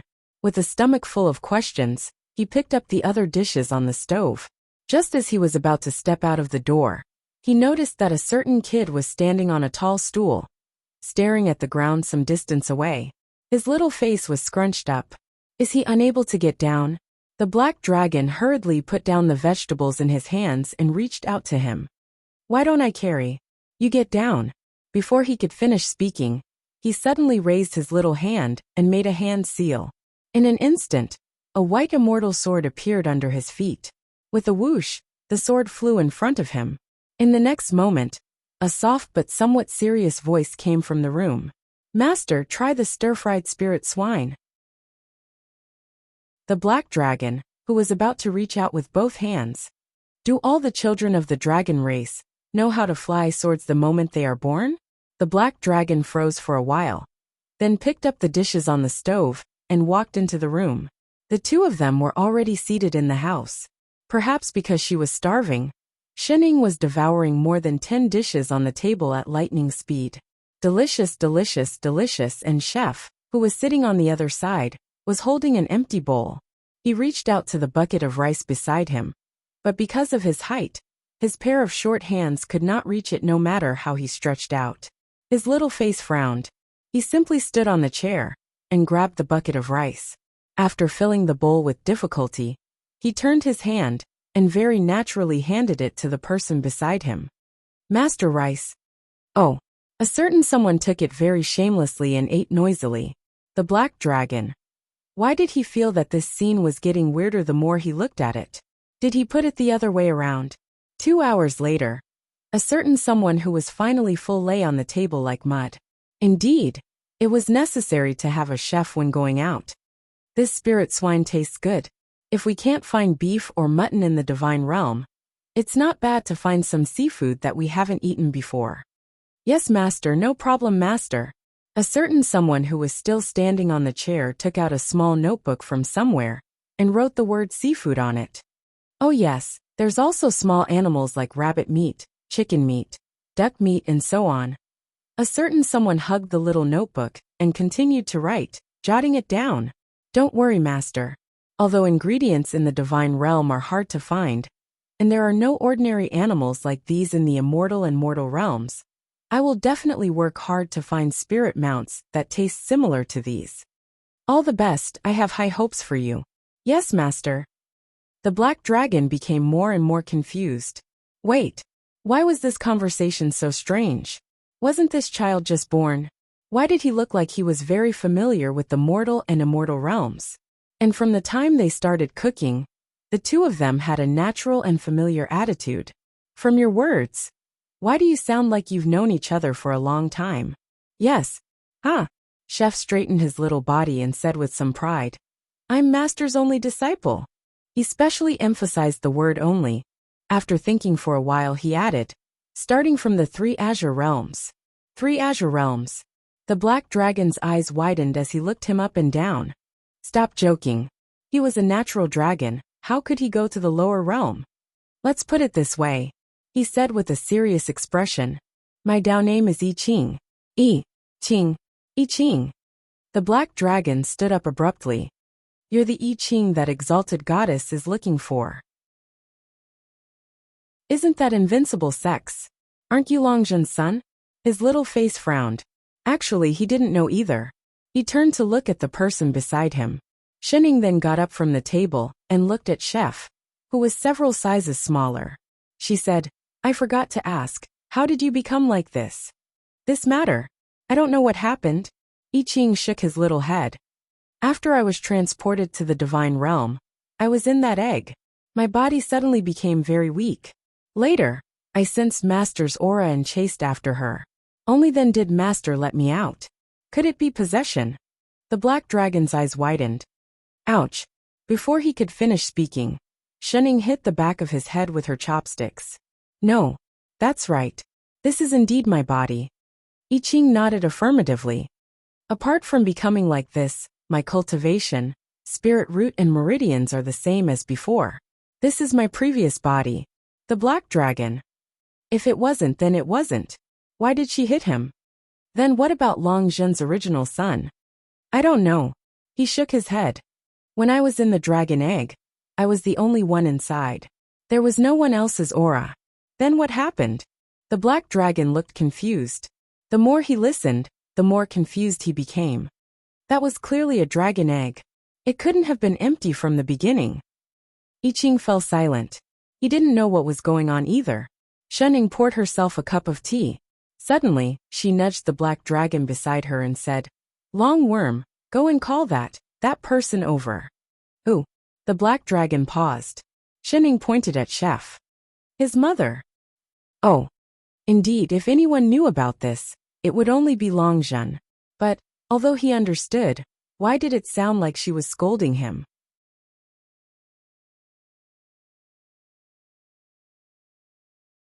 Chapter 248. Long Zhen arrived very quickly. I Ching had just cleared the table when the black dragon brought her in. Sun Long.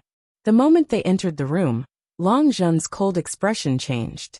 She smiled like a loving mother and appeared in front of I Ching in a flash. She looked him up and down. Why are you here? You've just hatched and you're weak. You've only just woken up. You shouldn't be running around.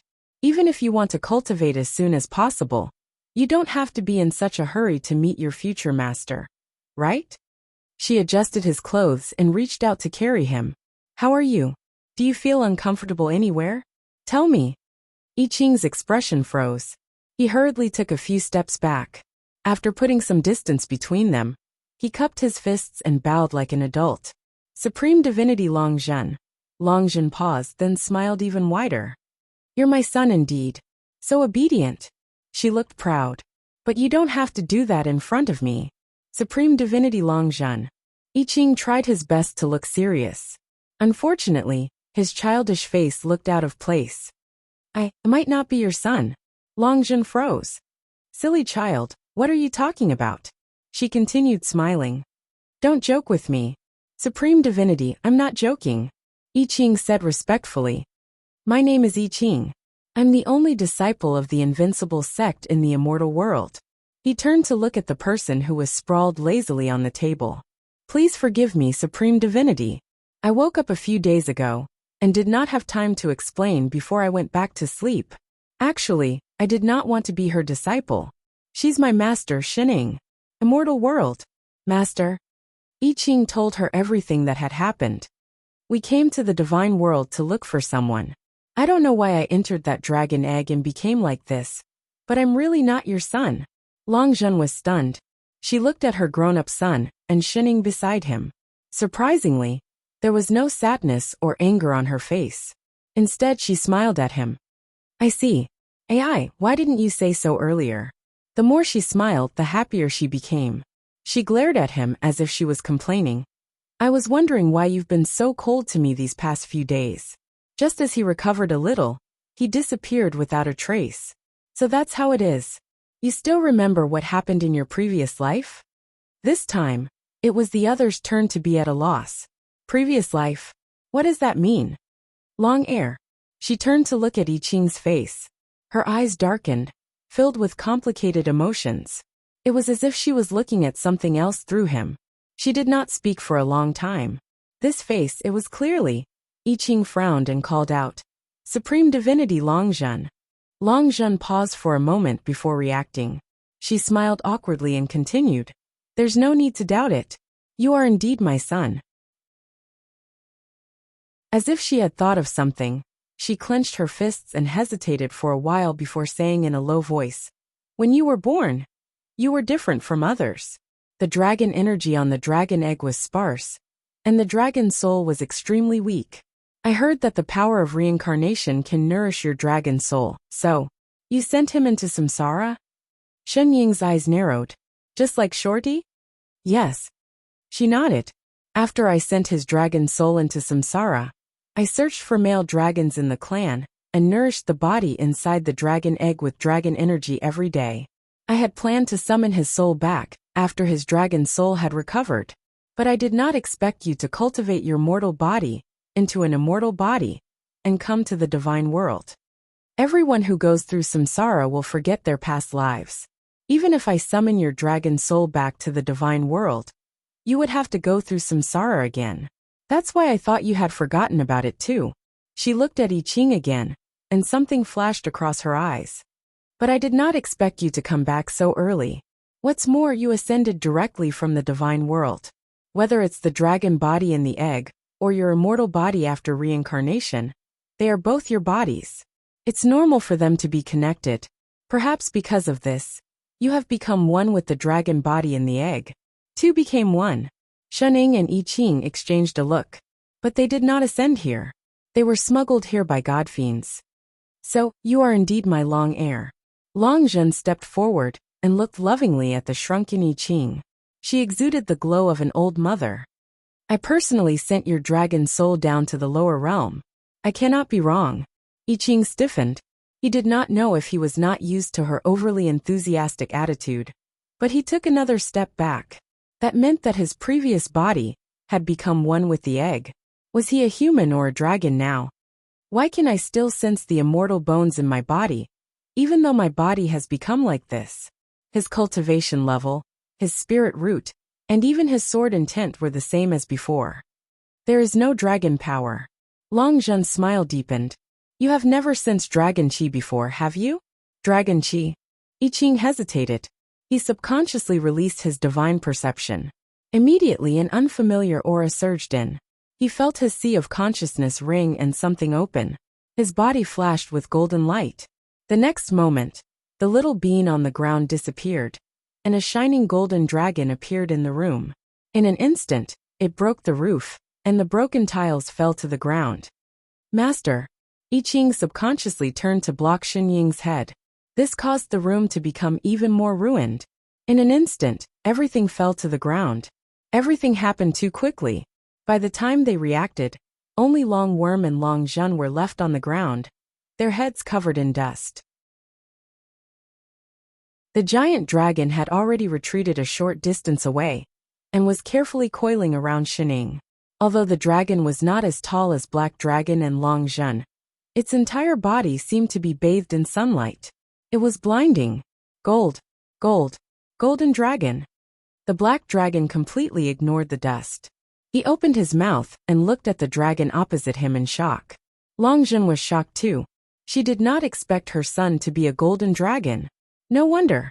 No wonder back then legend had it that golden dragons were the royalty of the dragon race. They were far more powerful than the other dragons. But golden dragons had only appeared in ancient times. I Ching was shocked too. He activated all the immortal qi in his body, and found that it had become even thicker and more shocking. Could this be divine power? Chef. Shining raised her head. It really was a dragon. Only then did I Ching recover from the shock of his sudden transformation. He tried to use a spell to change back to his human form, but his body shrank and instantly turned into a small dragon that was as tall as a human. Master, I'm not familiar with the control of divine power yet. I can't change back so quickly. He had not gotten used to his dragon form, and did not know how to transform. He tried a few times, but could not change back. He could only stand on his two hind legs and pretend that he was walking. Oh, Shining did not care about this. She only looked at his thin dragon claws. Chef, Master, can you still cook when you're like this? The two dragons. Are you only concerned about your own food? Fu *K. A moment later, a resolute reply came. Yes. As if to prove it, a certain dragon turned and ran into the kitchen that had not collapsed. He grabbed the spatula with one claw, the Black Dragon. What happened to the royalty of the dragon race? Long Zhen. I might have given birth to a fake son.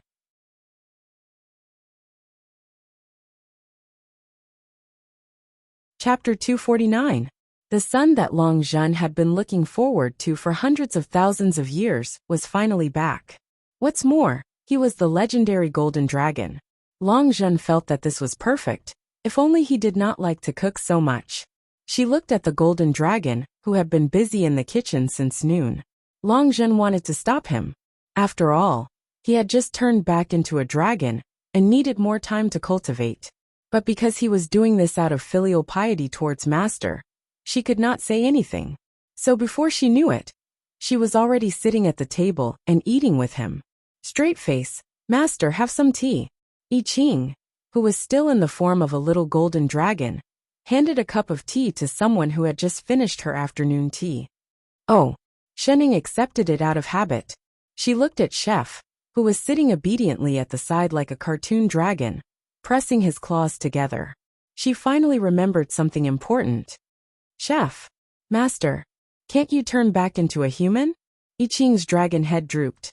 Not yet. Although the Black Dragon had already told him how to turn back into a human, he was still not familiar with this body. What's more, every time he used his god power, he would feel strangely tired. He just broke out of his shell. His body is weak. It's normal that he can't turn back into a human, Long Zhen explained. Are dragons that weak? Shining asked. Not really. Long Zhen frowned. Maybe he's different from other dragons. Oh, Master. I Ching suddenly recalled something. I remember that ever since I entered that egg, there seemed to be an aura suppressing me. I could not break out. Also, he frowned. The more I resisted, the weaker my body became. It was very likely because of this that he turned into this child. There's such a thing. Long Zhen was shocked. She stood up and looked him up and down. What aura is that? I Ching shook his head. I don't know either. I know, Shining suddenly said. The three dragons were shocked, and turned to look at her in unison. What did she mean? Shining took out a white object from her side. Is it this? Everyone was stunned. Even Long Zhen looked curiously at the thing in her hand. It was the piece of eggshell that she had dug out from the dragon egg a few days ago. Exalted goddess, what aura is there on it? The Black Dragon took a closer look. There was nothing on the eggshell. He's inside. She reached out and tore off the layer of membrane on the inside of the eggshell. Halfway through, a black chi suddenly flashed out of the eggshell. It was extremely fast. Just as it was about to rush out, Shening reached out and grabbed it back. In the next moment, a black, smoke-like gas appeared in her hand. It was twisting desperately as if it were alive. It had a cold and gloomy aura, and it would occasionally let out a shrill scream, like the cry of a ghost. The aura became fainter and fainter in her hands, and in a short while it disappeared. This is the yin chi of a ghost immortal. Longjun was shocked.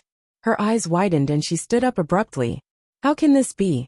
I've been taking care of my son's dragon egg all these years. How can there be a ghost immortal's yin chi hidden inside? What's a ghost immortal? Shening tilted her head. Longjun frowned, her expression exceptionally dark. Ghost immortals are deviant ghosts from the underworld who cultivate to become immortals. Their cultivation methods are very special, and their cultivation techniques are very strange. Many divine races can't do anything to them, but their whereabouts are always uncertain, and they won't easily come to divine territory. Deviant ghosts becoming immortals.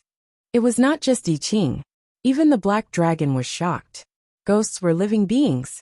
After they died, their grievances would not dissipate, and they would float around the world.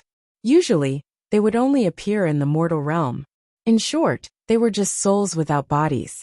And souls were the weakest. No one had ever heard of a ghost being able to cultivate to become an immortal, much less one that could rival divine races. Where do these ghost immortals usually stay? Ghost immortals need to absorb the yin chi of the underworld to cultivate, Longjun said. That's why they usually appear near the Yin River. Supreme Divinity, did you have a feud with a ghost immortal before? I Ching asked. Longjun glanced at I Ching, unhappy with the way he addressed her, but she could only sigh. I don't think so.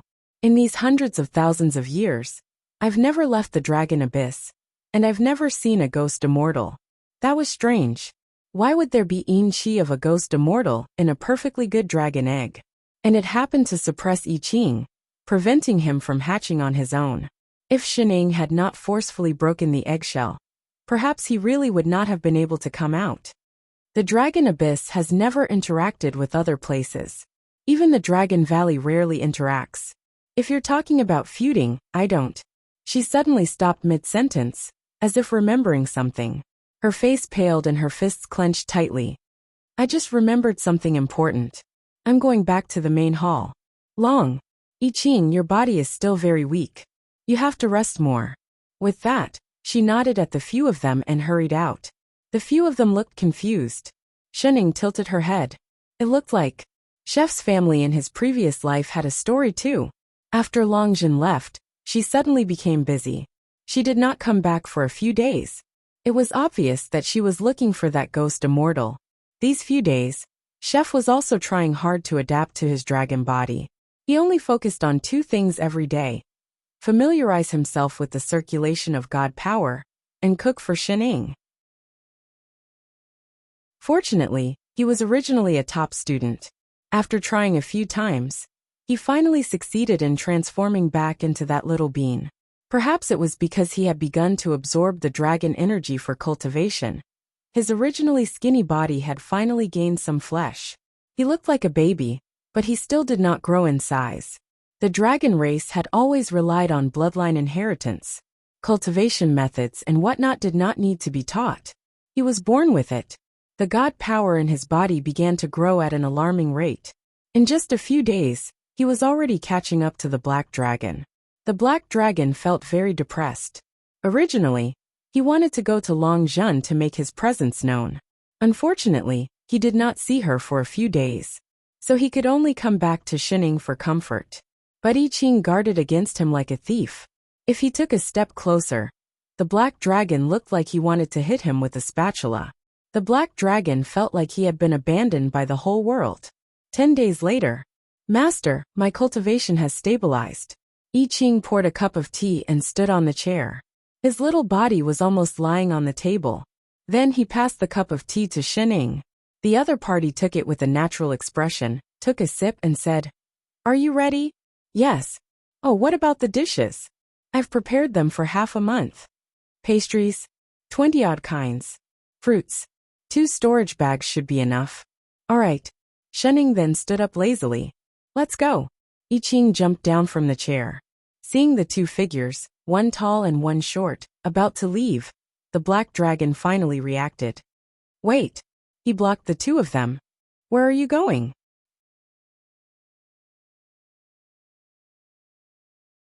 Chapter 250. I Ching frowned and looked at him coldly.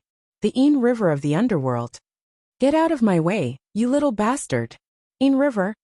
Black Dragon was taken aback. Why are you going there? When did you decide that? Why don't I know anything about it? I don't even know you. Not familiar. The Black Dragon felt as if his heart had been stabbed by a knife. He looked at Shen Ying and cried, Exalted Goddess. Didn't you say I'm your little cutie? We're going to look for Shorty, Shen Ying explained. Shorty? Who? The Black Dragon was stunned. After a while, he remembered that this was one of the 3 people that the Exalted Goddess was looking for. Exalted Goddess, you know where she is? Yes. Shen Ying nodded. The Een Chi on the eggshell was exactly the same as the one on the flower in Shorty's room. In the netherworld, the Black Dragon was still confused. He glanced at I Ching, who was acting like a child. But Long Zhen is not back yet. I will let her know, I Ching said.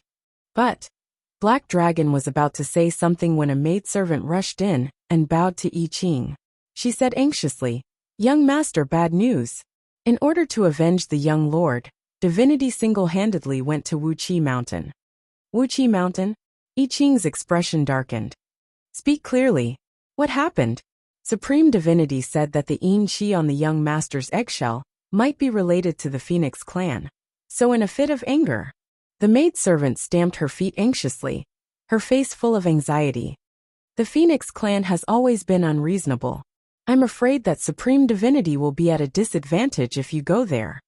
I Ching clenched his fists and turned to look at the person beside him. Master, let's go to the West Mountain first. Wu Chi Mountain was the headquarters of the Phoenix clan, and the Dragon clan and the Phoenix clan had always been at odds with each other. The Dragon race couldn't stand the arrogant attitude of the Phoenix race, and the Phoenix race couldn't stand the fact that the Dragon race had all kinds of bloodlines, and that all kinds of dragons, snakes, and fishes could become dragons. Therefore, although they were both of the god race, the 2 races never had any friendly relations. But Long Zhen was not an unreasonable person. She was so angry that she rushed to Wu Chi Mountain to seek revenge. She must have found something. Perhaps it was because he had become a divine being, but I Ching's flying speed was much faster than before. In addition, the Dragon Abyss had a transportation array that was connected to the Phoenix clan. In less than an hour, they arrived at the Phoenix clan's territory. Before they even reached Wu Chi Mountain, they could see lightning flashing and thunder roaring in the distance. Not far away, the sky was filled with dark clouds. From time to time, there would be lightning flashes in the sky, accompanied by loud booms. Below the clouds was a fiery red. The entire ground was covered in flames, and a scorching aura assaulted their faces. I Ching made a hand seal and set up an isolation array around the 2 of them. Only then did he rush into the half-flame and half-lightning world.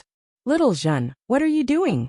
A man's voice came from the flames on the ground, with a hint of helplessness in his tone. When have I ever offended you that you want to attack me? Shut up. Long Zhen stood in the sky full of lightning. She was so angry that her body trembled. You dared to plant ghost immortal Een Chi in my son's egg. You should have thought that this day would come. Een Chi. The man paused. Instantly, a slender figure walked out of the flames. He was dressed in blue and had long red hair, just like the flames behind him. He was extremely beautiful, and there was a cinnabar dot between his eyebrows. His entire body exuded a seductive aura. He looked at the woman in front of him in surprise. What, Een Chi? What's wrong with your precious dragon egg? You're still pretending. Long Zhen was even angrier. The lightning around her increased. She glared at the man and said, Feng San, don't think I don't know. You were the one who sent the person who told me that I could use the power of reincarnation to save my son. The more she thought about it, the angrier she became. She looked at the man, as if she wanted to pluck out all his feathers. I didn't think that you would take the opportunity to instruct a ghost immortal to plant enrich in the egg. You almost sucked my son dry. If I Ching had not returned to this world as an immortal and merged with his dragon body, if his master had not forcefully broken the eggshell, perhaps, the more Long Zhen thought about it, the more she trembled. Feng San, I don't think I did anything wrong to you back then. You know how important my son is to me. Why did you do this to me? I didn't. Little Zhen, I really don't like the dragon egg you've given birth to, Feng San said with a confused expression. I really don't like the dragon egg you laid. I was the one who sent you to send the dragon soul into reincarnation. But I really didn't ask anyone to plant enrich in it. You're still trying to argue? In the entire divine realm, apart from you, a wandering phoenix, who else would have a relationship with a ghost immortal? Feng San's face paled. He seemed to want to explain himself. Long Zhen obviously did not want to listen to him anymore. The lightning around her became even fiercer. Like a sharp blade, she attacked Feng San. Feng San could only dodge and summon a wall of fire to block the lightning. Little Zhen, listen to me. Why would I harm you? Shut up. Long Zhen's attacks became more and more intense. She attacked as if she was going to die. At first, Feng San could still defend himself. But as time went on, he found it harder and harder to defend himself. Just as he was about to be hit by the lightning, a defensive array appeared in front of him. It absorbed the attack and reflected it back at him. Long Zhen could not dodge in time and was hit. Little Zhen, Feng San was shocked. He did not expect this to happen. He tried to fly forward in a panic. Long Zhen took a step back and covered the area where she was hit. She gritted her teeth and endured the pain in her chest. The hatred in her eyes intensified. She summoned lightning and forced Feng San to retreat again. Her eyes turned as cold as ice.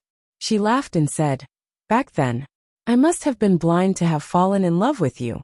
Feng San's body stiffened. He seemed to have heard something shocking. His eyes widened in disbelief. Little Zhen, what did you just say?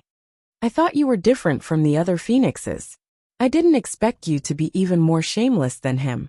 It's fine if you don't want to acknowledge my son, but you want to take his life. What did she mean? Feng San, I, Long Zhen, will sever all ties with you today. As soon as she finished speaking, her figure flashed, and she instantly transformed into a giant red dragon. The white lightning around her also turned red, and she charged downwards like a red lightning dragon. Wait, Little Zhen. Long Zhen's speed was extremely fast. With a loud boom, the entire sky was filled with red lightning. Shening and I Ching. A while later, Chef. Shening bent down and patted his little shoulder comfortingly. You seem to have another father. I Ching. Son of AB *TCH.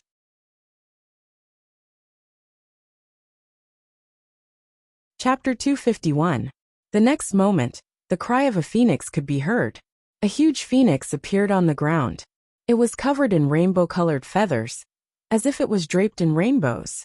With a flap of its wings, it immediately dispersed the surrounding lightning.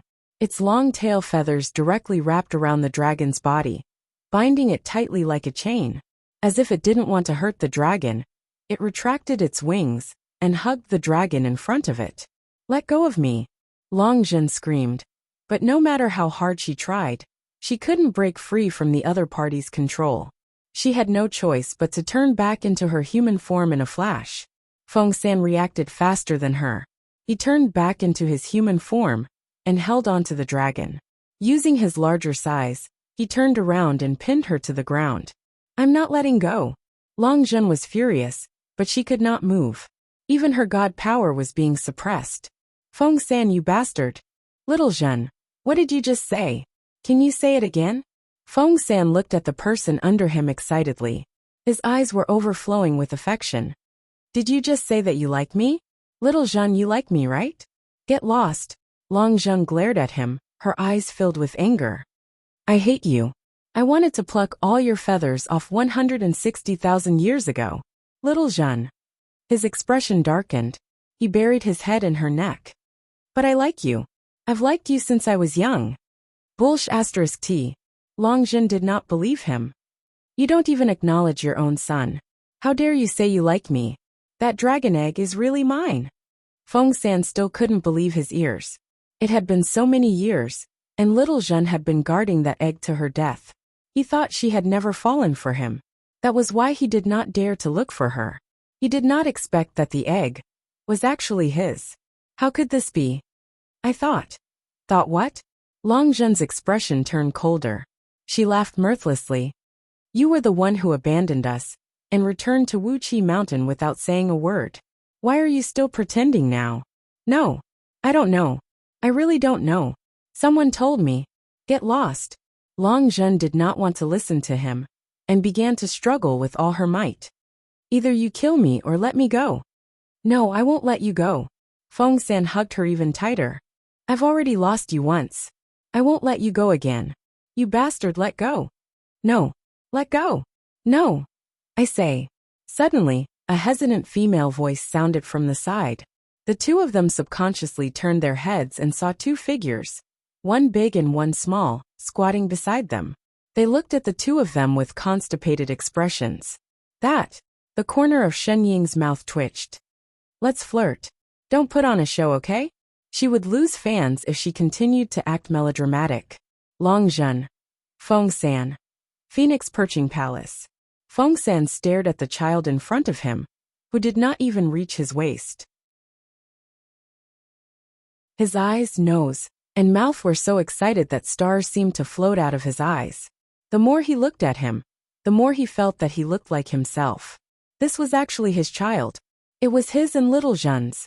He stared at the child even more intently, not daring to blink for fear that he would disappear.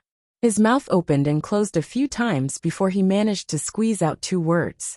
Call me daddy. Splat. Shen Ying could vaguely hear the sound of something breaking. The corner of I Ching's mouth twitched. With a swoosh, an immortal sword appeared in his hand. Master, can I kill him? Shen Ying. Calm down, chef. No matter how melodramatic it was still his own child. The kind that could not be cooked. Humph. Long Zhen, who was sitting on the other side, laughed coldly.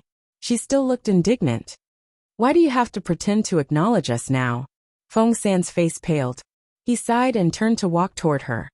Little Zhen, stop right there. Long Zhen glared at him. Stay away from me. Feng San had no choice but to return to his seat. I really did not know that the dragon egg back then was my child. You were so resolute with me back then. In a fit of anger, I left the dragon abyss and returned to Wuqi Mountain. After that, I heard that you had a child. I thought. You thought the child was someone else's. Long Zhen laughed coldly. Feng San hung his head, like a child who had done something wrong. It's all my fault. All these years, I did not dare to ask you personally. I missed out on you for so many years. Long Zhen snorted. She took a deep breath to suppress the anger in her heart. She closed her eyes and said, I don't want to talk about what happened in the past anymore. I just want to ask you, what's going on with the Yin Qi and the dragon egg? I really don't know what Yin Qi is. Feng San said anxiously. I do know one or two ghost immortals, but I only met them by chance when I was crossing the Yin River. Yin River? Long Zhen paused. When did you go to the Yin River? Feng San paused, as if he had let something slip. He subconsciously turned to look at the little figure standing beside Shen Ying. Long Zhen finally reacted. Her eyes widened. The person who broke into the underworld and sent the dragon soul into samsara was you. Her expression changed. How is that possible? I clearly asked. I was the one who told him not to say. Feng San sighed. I know you best. If you knew it was me, you would not have agreed to help. Long Zhen fell silent. She hated him to the core. How could she have accepted his help? Feng San took a step forward. The love in his eyes seemed to be overflowing. He sighed and said, You don't have to worry about it. When I crossed the Yin River by force, I met a few ghost immortals by the river. Unfortunately, I was corroded by the Yin River's death qi. I accidentally awakened the ancient fire phoenix bloodline and became a divine supreme. It was a blessing in disguise. At that time, the dragon soul in the egg was too weak. It could not withstand any reincarnation sorcery. That was why it could only be sent to the underworld's reincarnation stage.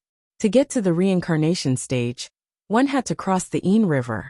Feng San said this casually, but the Ain River's water could corrode one's divine soul. It was not that easy. He must have had no choice but to forcefully awaken it. Longjun frowned. She could not tell what she was feeling. She thought that he had let her down, and then left the dragon abyss, because he did not want to acknowledge their children. She did not expect that he was the one who sent the dragon's soul into samsara. I really don't know what happened to the Yin Chi and the dragon egg. Feng San lowered his voice and said carefully, but I promise you that I will help you find out. How about that? Longjun glanced at him. A complicated look flashed across her eyes. A moment later, she calmed down and returned to her usual coldness. There's no need. She closed her eyes. When she opened them again, her expression was resolute. On account of how you sent my son into samsara, I will let bygones be bygones. I will look into the Yin Chi myself. With that said, she stood up and prepared to leave. Little Zhen. Feng San panicked. In a flash, not only did he appear in front of her, but he also conjured a seal to freeze Longjun in place. He hugged her and said, I will never let you leave me again. All these years, you have always been the only one in my heart. Longjun stopped in her tracks. Her expression was still cold, but her hands started to tremble. Feng San continued, Little Zhen, let's not miss each other again. Please trust me one more time, okay? Supreme Divinity. Just as he finished speaking, an announcement came from the door. The 438th madam has arrived. Should I arrange for her to go to the rear hall? Feng San. Shening. I Ching. AI. The slap in the face came too fast. It was like a tornado. Intersection, intersection, intersection, intersection, intersection, intersection, intersection, intersection.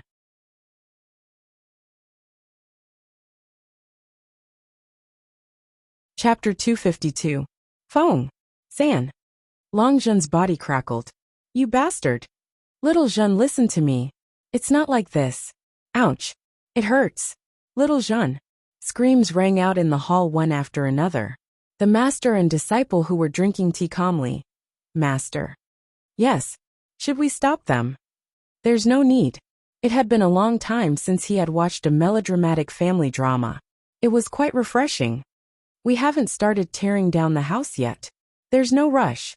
Yes, master. No problem, master. Why are you sharpening the knife? Sharpen it first.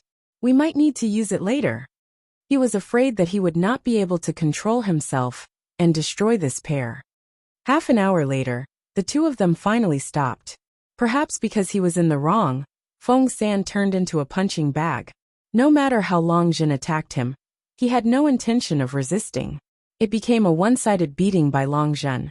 Perhaps he had forgotten to use his sorcery, but the house did not collapse. The tables and chairs in the house, other than the one that I Ching had specially used an array to protect, were all torn to pieces. Feng San was already beaten beyond recognition. His handsome face was now swollen like a pig's head. He looked weakly at Longjun, not forgetting to explain. Little Zhen, it's really not what you think. Get lost. Longjun could not suppress the anger in her. She kicked him again. Everyone in the divine realm knows that you, Supreme Divinity Feng San, are a playboy. All the goddesses in your backyard are competing with each other for beauty. She must have been crazy to believe his nonsense. Little Zhen, believe me, this is all a misunderstanding. I did not touch a single one of them. I couldn't tell that you were a man who cherished women. Longjun's gaze turned even colder. Keep lying. Right, isn't the new wife here? Why isn't she coming in? I can still drink some wine at the wedding. Feng San wanted to say more, but Longjun had already turned and walked out. Soon she pulled someone in. That person was dressed in a red wedding gown and had a veil over her head. She was slightly taller than Longjun. Little Zhen. Feng San crawled up from the ground. Listen to me. The person who brought her here said that she is a stunning beauty. Longjun continued to smile. Even I am a little envious of your luck with women. I'm sure you won't mind. Let's take a look. After saying that, she pulled down the veil, revealing an exceptionally beautiful face. She was indeed stunning, with sharp eyebrows and red lips, full of heroic spirit. Especially her eyes, which were especially bright, as though they were shining with light, looking exceptionally familiar. Puff, the master and disciple duo, who were drinking tea, couldn't help but spit out 2 mouthfuls of tea. Holy shit! No way! As expected of peerless beauty, Long Zhen glanced at the person in front of her. She could not help but feel a chill in her heart.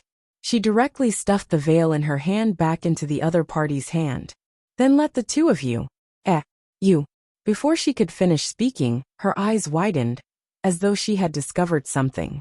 The bride, who had been standing quietly a moment ago, suddenly moved in a flash. She grabbed Long Zhen in front of her, an immortal sword pressed against her neck. At the same time, an array appeared beneath them. Don't move. If you don't want to die, take me away from this godforsaken place. Little Zhen. Feng San was shocked. His expression darkened. If you dare to hurt her, I will tear you into pieces. The person's hand conjured a gust of black qi. If you don't want her to die, step back. This is Yin Qi. Who are you? What do you want? Could this person be a ghost immortal? Feng San's hand, which was about to cast a spell, paused. He looked anxiously at the person in his grasp. Little Zhen, don't be afraid. I will save you. Who needs you to save me? Long Zhen seemed to have lost her mind from anger. She ignored everything else and forced her way through the array. Lightning appeared on her body again, and she attacked the person behind her. The person holding her was caught off guard and was forced back a few steps. Even the Yin Qi in his hand dissipated. The two of them were shocked. This was not Yin Qi. The person's expression changed. He turned and tried to rush out of the hall. Where do you think you're going? Feng San snorted. An array lit up at the door, blocking the exit. With a twist of his hand, he summoned a ball of true phoenix fire. With a scorching aura that could burn anything, he sent it towards the person in front of him. No one in this world dared to touch little Zhen in front of him. The fire came closer and closer. It was about to burn the person. Suddenly, a figure appeared at the door. She raised her hand and caught the ball of fire. Then she clenched her fist. With a sizzling sound, the true phoenix fire was extinguished. Feng San. Shening turned to look at the person in the bride's makeup. She raised her hand and called out, Hey, Father Niu. Lone Moon, who had just escaped death, froze on the spot. A moment later, a roar reverberated through the entire hall. Hey, my ass. He swung the sword in his hand at the person's head. Where the hell did you go? Ouch, ouch, ouch, ouch. Shening subconsciously held her forehead. Didn't I come looking for you? Look for your sister. Do you think I'm blind? You freaking bumped into her, didn't you? Don't mind such details. Is this a freaking detail? I was almost roasted. It's not Master's fault. I Ching hurriedly stood in front of Shening to protect her. Unfortunately, the difference in height was too big. Half of his height could not block his anger at all. The three of us got separated. It's already a miracle that Master could find us. Lone Moon looked down and paused. Who is this little brat? I Ching. Shening. Half an hour later. In other words, you were originally a dragon. That's why you changed back the moment you arrived in the divine realm. Lone Moon, who had just heard the whole story, looked I Ching up and down. Yes. I Ching nodded. The corner of Lone Moon's mouth twitched. No wonder this fellow cheated all the way. His cultivation level rose so quickly. He was born on the finish line. Damn it. This bunch of winners in life who reincarnated through the back door. I can't catch up even if I work myself to death. Father Niu, actually. Shening was just about to speak. Shut up. Lone Moon turned and glared at her. You were born on the podium. You have no right to speak. Oh. Long. I Ching. Long Zhen could not help but ask. Since this fellow Taoist is familiar with you, it must have been a misunderstanding. How should I address you? I Ching subconsciously replied, He's Niu. I'm Lone Moon. Niu my ass. He cupped his fists and bowed. I'm sorry. I was not clear about the situation before. I offended you. I hope Supreme Divinity will forgive me. It's all right. Long Zhen shook her head nonchalantly. Why are you here? I Ching asked. He even glanced at his wedding dress. He even changed into a woman's appearance and became a bride? If not for the fact that his face did not change, and that they were too familiar with his aura, he and Master would not have recognized him at first glance. The corner of Lomun's mouth twitched. He frowned. A moment later he sighed and said, I found Shorty.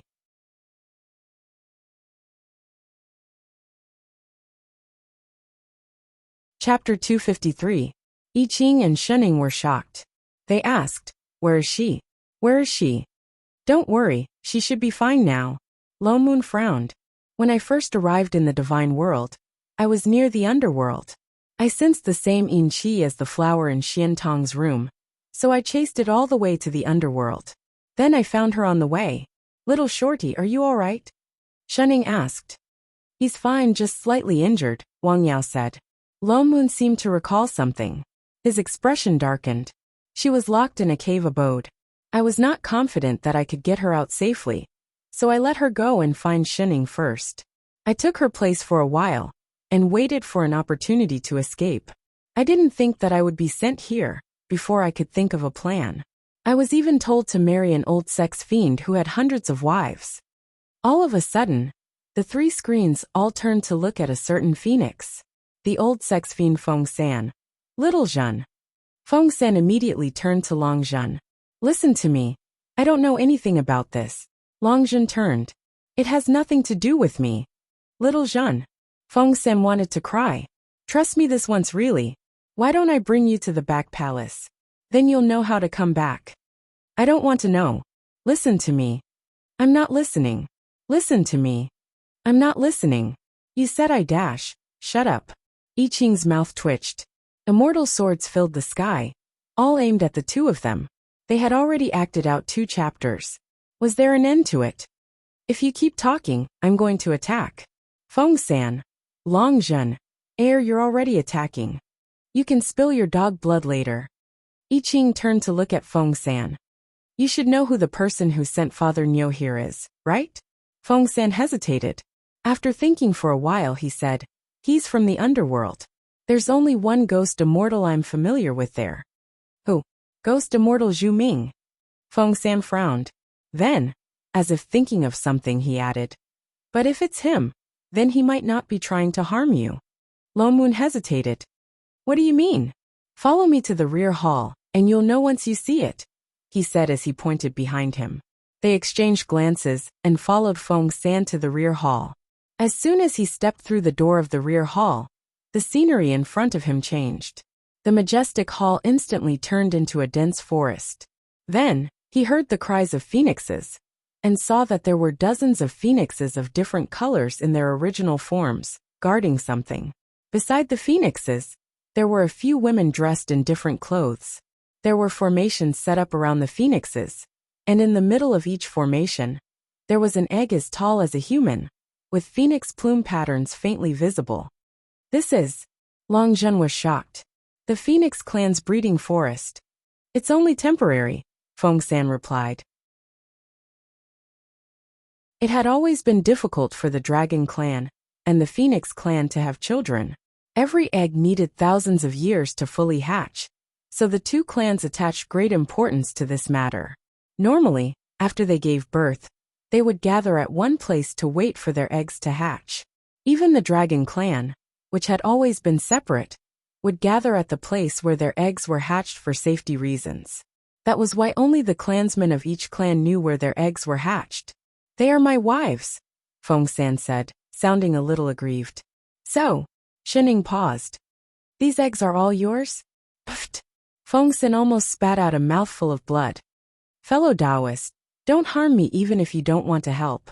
This is the place where the Phoenix clan hatches their eggs. I'm just bringing them here. Oh, she thought he was good at giving birth. I Ching, who thought he was good at giving birth. Lone Moon, who also thought so. Fortunately, he did not ask. 10,000 years ago, there was a problem with the original breeding forest of the Phoenix clan, and they could not find a new safe place. That's why they came to me. I split this mystic realm and asked them to temporarily hide here. Who knew that more and more people would come? His cultivation level was the highest among the Phoenix clan. Since they were from the same clan, He could not reject them. Even after the new breeding forest was built, there were still people from the Phoenix clan who came to ask for help. Hatching needs to be looked after from time to time. That's why I also took in some people from other clans who had nowhere else to go. The few of them took a closer look. Indeed, there were women and men in the array. There were even people from other clans as well. Then why do the people in Phoenix Perch Palace call them wives? Feng San stiffened. Awkwardness flashed across his face. That's because I heard that you, Dragon Abyss, took in many servants. I thought that's why they called you that. Oh. *3, so they were just acting out of spite? One found a bunch of servants to incubate dragon eggs. The other found a bunch of wives to incubate phoenix eggs. In a sense, these two were a match made in heaven. Long Zhen did not reply, but the anger on her face dissipated a little. The people in this mystic realm are all prepared not to leave until all the eggs hatch. That's why the people here have nowhere else to go. They just want to seek shelter. Feng San looked at Lone Moon and said, "That's why Zhu Ming wanted to send your friend here. Perhaps he wanted her to stay away from something. I think the one who wants to harm her is someone else." The three of them stiffened. "Father Niu, where is little Shorty now?" Shening asked. Lone Moon paused. He quickly retrieved a transmission amulet and sent some immortal chi into it. But there was no response at all. How could this be? I told her to wait for me in a dense forest nearby. Let's go take a look. With that, Shening turned and walked out the door. The others glanced at each other and immediately followed. Lone Moon pulled her back. "Shening, it's this way. You have no sense of direction. Don't rush ahead." Lone Moon and Little Shorty had agreed to meet in a dense forest about 50 kilometers away from Wu Chi Mountain. The forest there was dense, and it was very well hidden. Coupled with the chaotic aura outside the forest, it was very difficult to find them there. But shit. Lone Moon looked at the destroyed forest in front of him. There was still some Yin Chi lingering on the ground. They had only been gone for less than an hour. I'd better ask Zhu Ming about the situation. Feng San looked at the few anxious people and hurriedly conjured a water mirror. A moment later, the image of a middle-aged man dressed in black appeared on the water mirror. He was surrounded by thick death chi, but his face was exceptionally peaceful. There was even a hint of a smile on his lips. "Feng San? Why are you so free to contact an old friend? Did you receive the gift I sent?" "Brother Chu, can you tell me why you sent that woman to me? What exactly happened?" Feng San asked. Why did something happen to her again? Zhu Ming was shocked. Again, Feng San paused.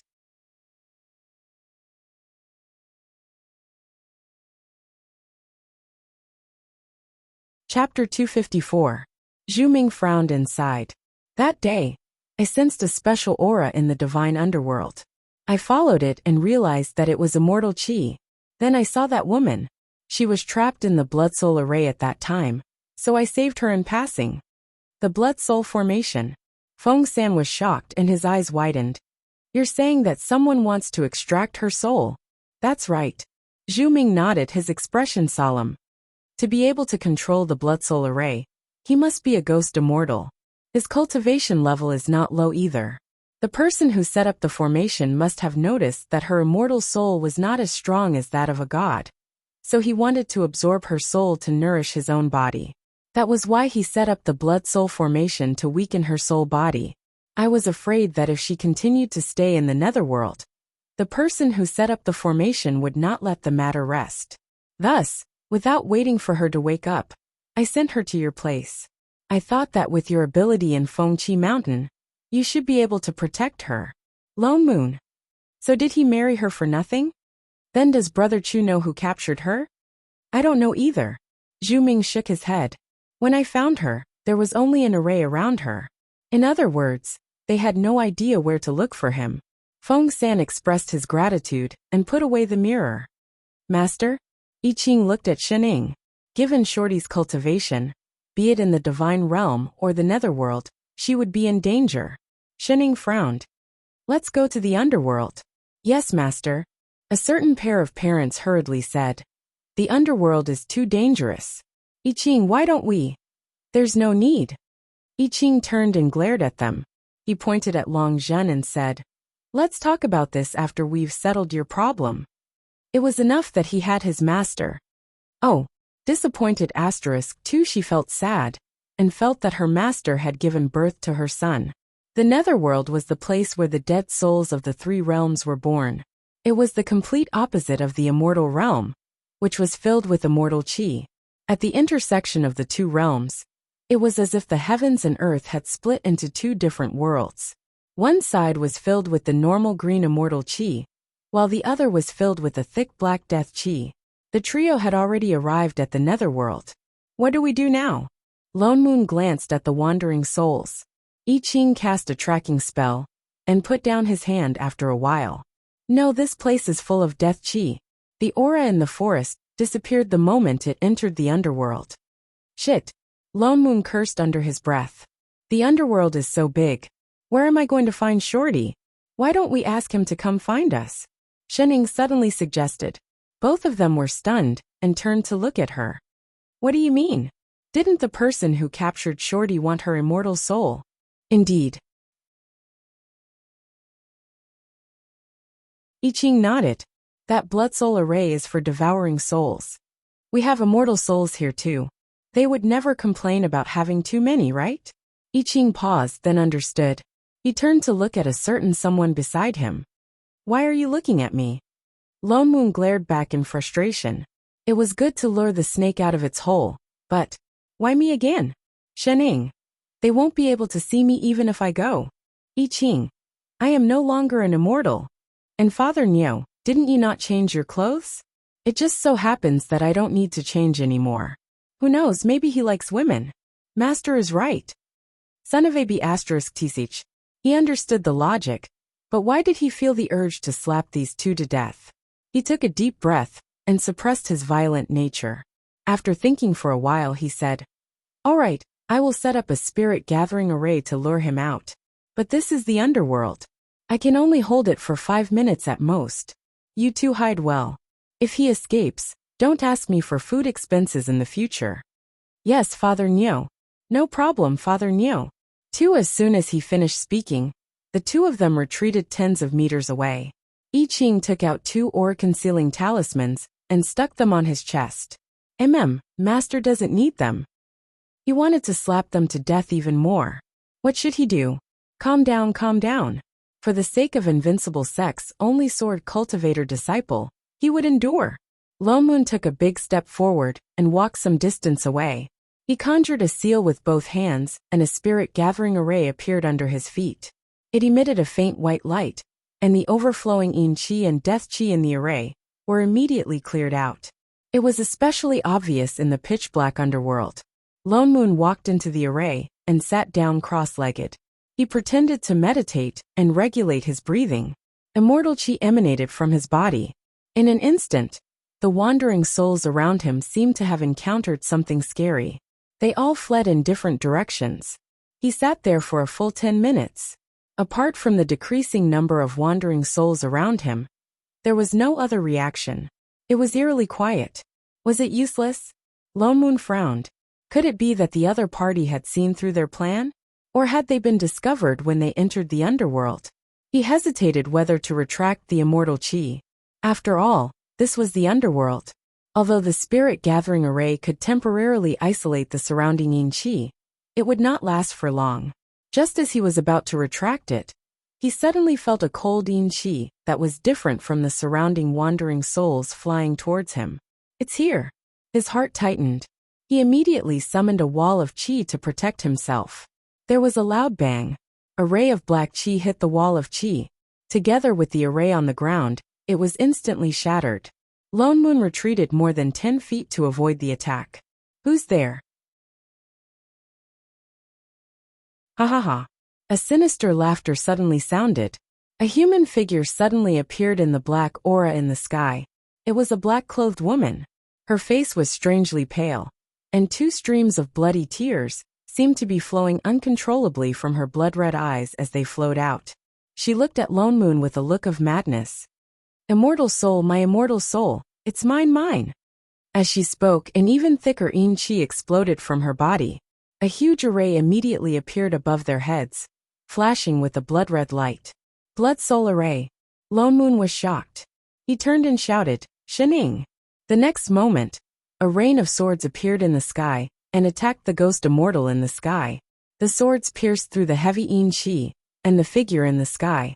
Several holes appeared on the woman's body. Even half of her head was missing. Yet she did not seem to feel anything. She turned around and looked at Lone Moon with her blood-red eyes. Her body, which had been pierced through, was instantly restored to its original shape. "Immortal soul, my immortal soul." With that said, she turned and pounced in Xin Ying's direction. The Yin-chi that was even stronger than before covered the sky and earth. Lone Moon was shocked. He hurriedly reminded, "Xin Ying, be careful. She doesn't have a physical body. You're grabbing." Bam. Before he could finish speaking, the ghost immortal was pressed to the ground by a certain someone. Xin Ying turned to look at him. "Father Neo, what did you say?" "No, nothing. Mother Ker. Immortal soul, immortal soul." The ghost immortal was pressed down by Xin Ying until she could not move. Yet she still stared in the direction of Lone Moon and I Ching, unwilling to give up. Lone Moon hurried forward and asked anxiously, "Where's the other person from the immortal realm that you captured earlier?" Yet the ghost immortal did not seem to hear him at all. She only tried to squirm out of Xin Ying's hands and pounced toward Lone Moon. She was even crazier than before. This woman, what's wrong with her?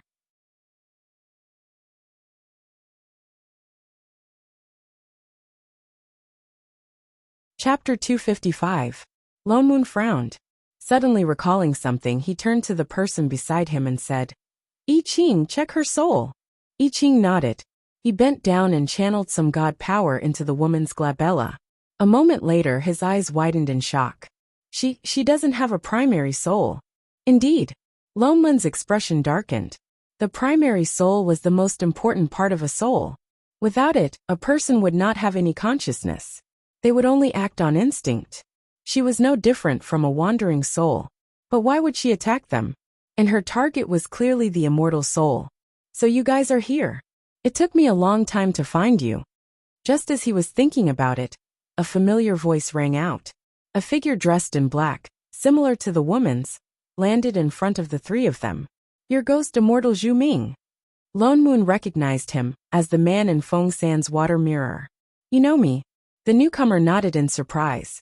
He was crying tears of blood just like the woman on the ground, but his expression was not as crazy as hers. Instead, he cupped his fists and bowed. "I am Zhu Ming. Greetings, fellow Taoists. My old friend Feng San said that you guys entered the underworld to look for someone. He asked me to help you." So it was that couple who called him. Lone Moon heaved a sigh of relief. "Thank you, fellow Taoist. You're too polite. My old friend Feng San's friend, I'm naturally. Mother Feng." Halfway through his sentence, his eyes widened as he looked at the female ghost immortal. "Fellow Taoist Zhu, you know her?" Lone Moon asked. "Mother Feng, it's really you." Zhu Ming stepped forward anxiously. He looked at the crazed woman and looked up at them.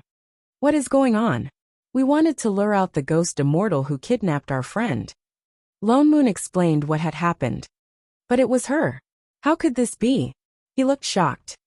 "Although Mother Feng has lost her consciousness, she has always." He stopped mid-sentence and scanned Lone Moon from head to toe. "Could it be that you still have an immortal body?" Lone Moon exchanged a look with the other two and nodded. "I do have an immortal body." "I see." Realization dawned on Zhu Ming's face. He seemed to have figured something out. No wonder. No wonder I met that friend of yours near the cave abode. So it's Mother Feng." "Fellow Taoist Chu, what do you mean?" Lone Moon asked. Zhu Ming's expression darkened. A moment later, he sighed deeply and bowed to them. "Mother Feng is my junior sister. She is not in her right mind and has offended us in the past. Please forgive her." As he spoke, he stepped forward, knelt down, and patted the woman's head. The next moment, the person who had been struggling madly a moment ago suddenly quietened down. She stood there motionless, as if she had become a fool. She ascended to become an immortal when she was alive, and after she died, she became a ghost immortal. So she's very sensitive to immortal souls. She attacked you because she sensed a similar immortal soul and thought it was her own primary soul. so she instinctively wanted to take it back. Lone Moon glanced at the person on the ground. No wonder she quietened down the moment he sealed her divine perception and 5 senses. You mean to say that the person who took our friend was not her? I'm not sure either. Zhu Ming's expression darkened. He looked closely at the remnant yin qi on the ground. With a twist of his hand, a sliver of yin qi appeared in his palm. The last time I saw your friend, the remnant yin qi of the blood soul array, was indeed the same as Mother Feng's. Although I don't know why the blood soul array did not work, Mother Feng did not have a primary soul. However, Mother Feng doesn't have a primary soul and has lost her mind. If your friend is really in her hands now, she would probably use the blood soul array immediately instead of bringing him back to the netherworld first. She wouldn't have fallen into a trap and come here. Lone Moon fell silent.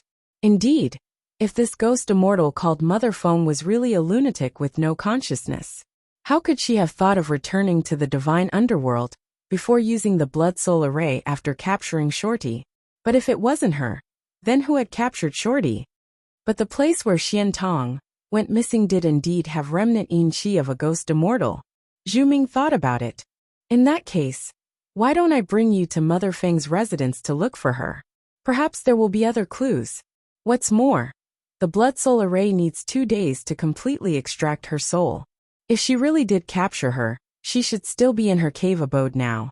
He looked at the woman beside him, who was already playing with her hair. Mother Feng is my junior sister after all. I can't just leave her like this. The few of them exchanged glances. There was no other way. Thank you, fellow Taoist Zhu. Thus, the Taoist once again flew on his sword in the direction Zhu Ming had pointed out. Zhu Ming carefully helped Mother Feng up from the ground. Teng Yun led the way from behind. You two are quite close. Zhu Ming had just helped Mother Feng up when he heard a woman's voice. He looked up and saw the son that Feng San had repeatedly asked him to take care of. He was only waist-high, but he had a serious expression on his face the entire time. Behind him sat a woman in a white robe with blue trim. She sat cross-legged on the sword, one hand supporting her chin. She looked at him curiously. Zhu Ming was shocked. Was this woman here just now? Seeing that the 2 people in front of him did not look surprised, he smiled out of habit and replied, When Mother Feng was alive, we grew up together. We were also from the same sect. Naturally, our relationship is different. Shening nodded. Why did she become like this? Well, I don't know either. Zhu Ming frowned. He seemed to recall something. His eyes went blank for a moment. Most people who become ghost immortals die with great grievances. Their obsessions are not resolved. They suffer unbearable pain. They have to use their own souls to become ghost immortals. She was already like this when I became a ghost immortal. Perhaps she has a greater obsession than we do. Oh, then Shening wanted to ask more questions. Suddenly, she stood up and reached out to grab the person in front of her. Father knew. Lone Moon was flying well. When he was grabbed, he almost fell off the sword. Why are you suddenly grabbing me? He steadied himself. Shening pointed in front of them. There's a river in front. Didn't you see it? They almost crashed into it. What river? Lone Moon looked around blankly. Apart from a stretch of darkness, there was nothing else. Shening stared blankly at him. I Ching was the first to react. He summoned a sword filled with god power and flew it forward. Before it could fly more than 3 feet, the sword seemed to have been thrown into something highly corrosive. It melted and disappeared in front of everyone's eyes. In less than 2 seconds it was gone. Holy shit. Lone Moon took a step back. It could even swallow god power. If Shening had not reminded him, he would have crashed into it.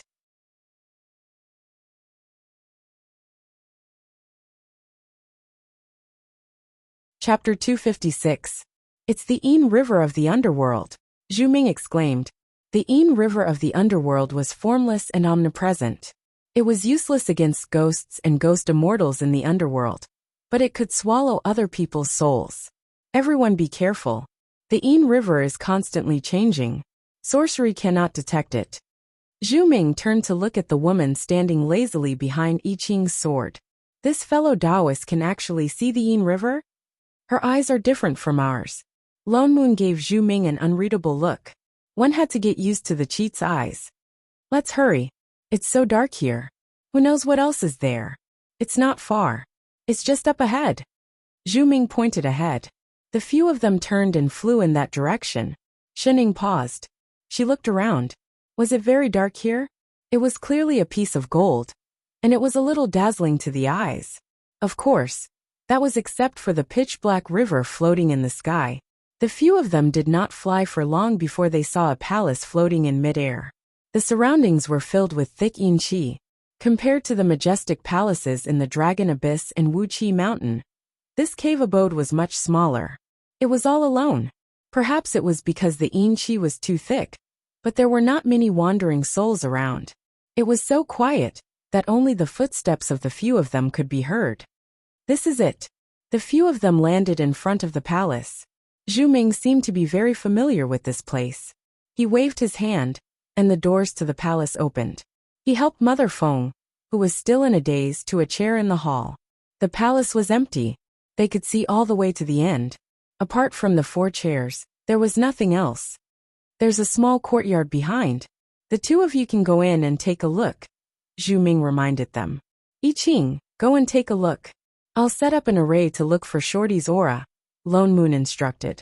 I Ching nodded and walked to the back of the palace. Lone Moon walked to the center of the palace and released his divine perception.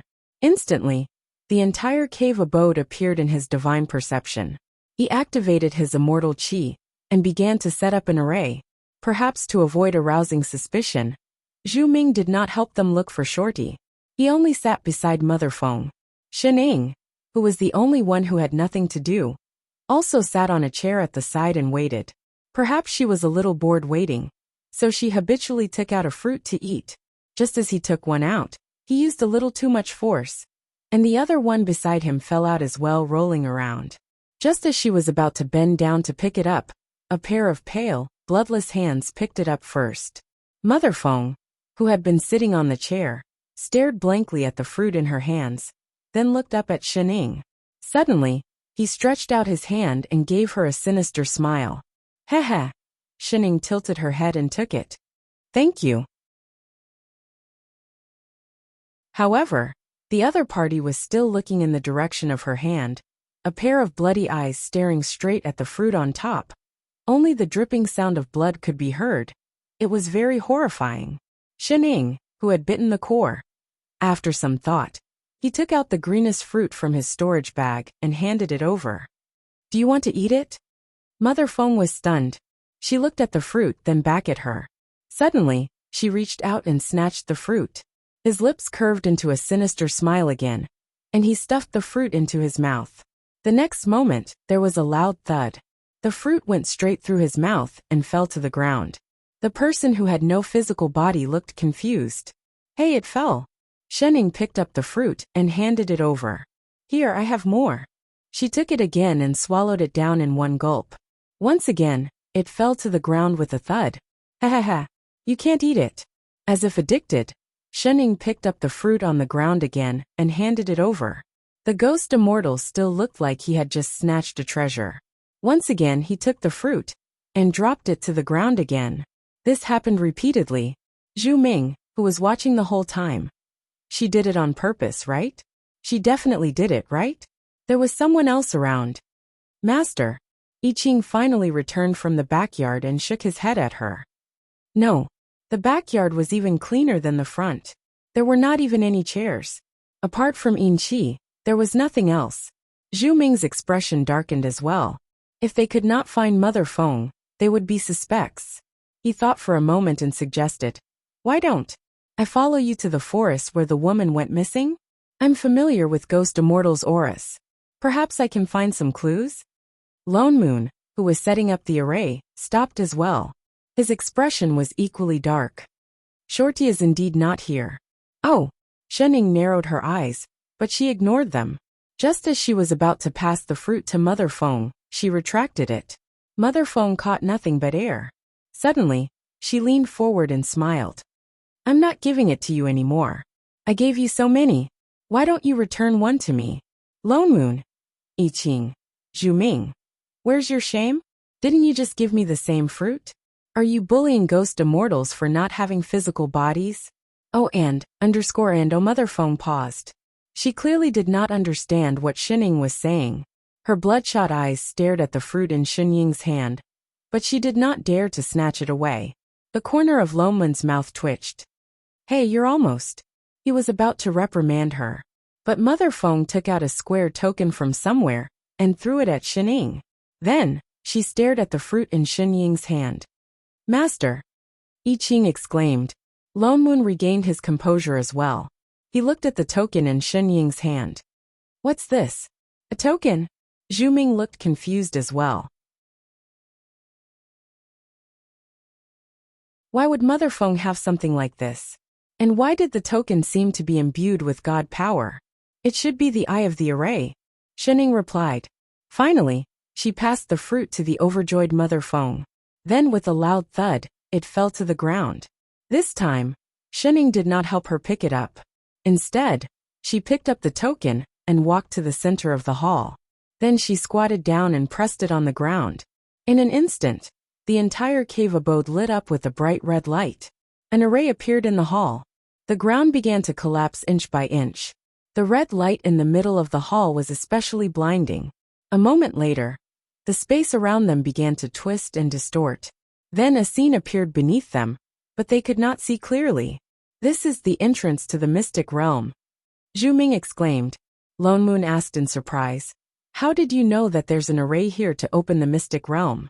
I could tell. Shining replied casually. Everywhere was golden, except for the circle on the ground which was black. There was also a square mark. Anyone could tell that there was a problem, right? Lone Moon. The red entrance was getting bigger and bigger. It was about to cover the entire hall. Lone Moon nodded at the other two. Then he gave them a look. Go in. Everyone mounted their swords and flew in. Zhu Ming also pulled Mother Feng, who was still looking for the fruit on the ground. The red light flashed in front of them. The next moment they were in another world.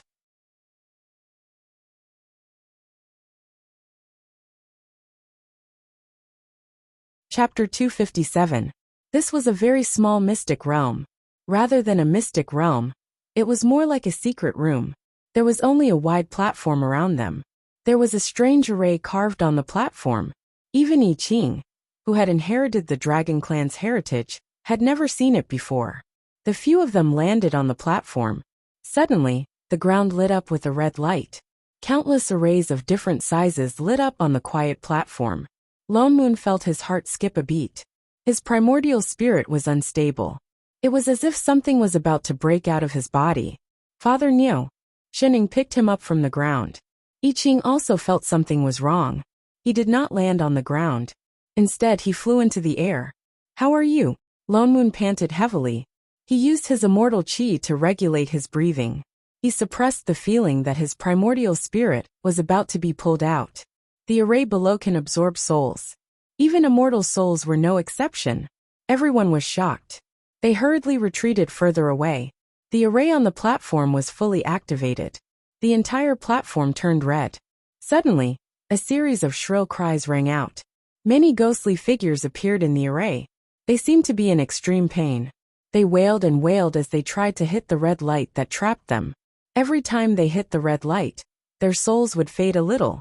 But they did not seem to feel anything. They continued to try to rush out of the array. What are these? Everyone present was stunned. The ones in the formation were called wandering souls, but it was obvious that these souls were weaker than wandering souls. Even their shadows were very faint. Immortal soul, my immortal soul! Mother Feng, who was still in a daze, suddenly shouted. She seemed to be agitated. She went crazy again. She turned and tried to fly towards the array. Mother Feng! Zhu Ming was shocked. He immediately used his yin qi to block her. But she became even crazier. She even started to attack Zhu Ming. Immortal soul, give it back to me. Give it back to me. What's going on? Lone Moon looked at the array below, and the crazed Mother Feng. They had already sealed her divine perception and 5 senses. Why was she still like this? Could it be that she had something to do with the array below? Don't you guys feel that? Shining suddenly spoke. She pointed at the ghostly figures in the array below. The shadows down there are all the same. What's the same? Lone Moon lowered his head to look at the array formation below him. Subconsciously, he took a closer look at the ghostly figures. His eyes widened. Holy shit! They really looked the same. Whether it was the figure or the face, there were actually 2 or 3 people who looked exactly the same. How could this be? I Ching looked confused as well. Although people are similar, no matter what, they can't be completely the same, unless... He stopped mid-sentence and sucked in a breath. The 2 of them looked at each other and exclaimed in unison, "Soul-splitting array!" This was a formation that could directly separate a person's 3 spiritual and 7 physical souls. Those people who looked exactly the same were originally separated from the same soul. Moss! Just as I Ching was about to speak, Shening had already jumped down and stepped hard on the edge of the platform. With a loud bang, a corner of the platform collapsed. The soul-splitting array immediately dimmed. The hundreds of ghostly figures trapped inside floated out. The 3 spiritual and 7 physical souls began to gather together. The number of ghostly figures decreased by more than half. The shrill cries from before also stopped. Perhaps because their souls were too heavily injured, a few of the ghostly figures were still unconscious. They swayed as they floated towards the exit of the mystic realm. The few people in the air followed them down. These ghostly figures lost some of their souls. Let's hope that the power of reincarnation can restore their souls. Zhu Ming looked at the ghostly figures in the air and sighed. But I'm afraid they're going to be idiots for a few lifetimes. Shorty is not among those ghostly figures. I Ching checked all the souls that floated out and heaved a sigh of relief. It looks like the person who captured Shorty was planning to bring her here, to extract her primary soul, after forcing her soul out. Lo Moon frowned. He looked at Zhu Ming, who still had a crazed look on her face. Lone Moon frowned and glanced at the crazed Mother Feng, who was trapped by Zhu Ming. This array looked like it had been set up for a long time. It looked like Mother Feng's primary soul had been extracted by this array as well. That was why she suddenly went crazy. But why was this array that hid the small mystic realm in her cave abode? And why did she have the token to open the entrance?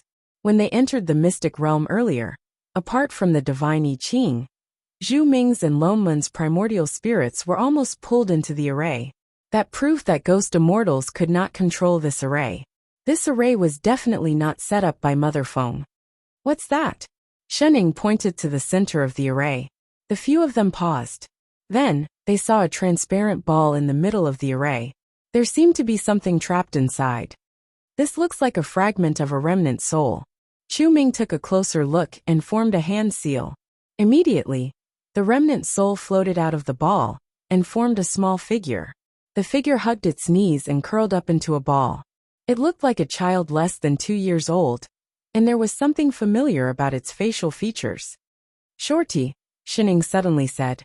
Lone Moon and I Ching's hearts tightened. This is Shorty's remnant soul? Are you sure? Shining nodded. It was the same as what she had seen when she was sleepwalking. That's not right. Lone Moon frowned.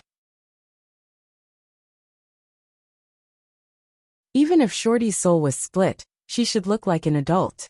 This remnant soul obviously looks like a child. Unless... He paused and exchanged a look with I Ching. Both of them had the same thought. This remnant soul was separated from her before she was reincarnated. I Ching's expression darkened. He seemed to recall something, and hurriedly looked around. After a while, he pointed to an array beside him and said, Master, look, there's a realm-guiding array here. Shorty must have been pulled from the invincible heavenly palace to the divine underworld by this remnant soul. But the realm gate, opened by the realm-guiding array, was not stable. It was possible that Shorty had not been transported directly into this array. We have to find her quickly. Lone Moon's expression darkened. He was getting more and more anxious. From the looks of it, the person who had captured Shorty was not just looking for a random immortal soul. He was plotting to get his hands on Shorty's soul. Everyone, Zhu Ming suggested. Since this remnant soul belongs to the person you are looking for, and the souls are connected to each other, why don't we use the connection between the remnant soul and the main body, and use the water element technique to find out her current location? The few of them paused. That's right. They had almost forgotten about this technique. Although the remnant soul could not compare to one of the 3 souls and 7 spirits, and it would slowly dissipate over time, it was still one with the main body. Whatever the main body saw, the remnant soul could also sense. If they used the water element technique, they would be able to see Shorty's current location.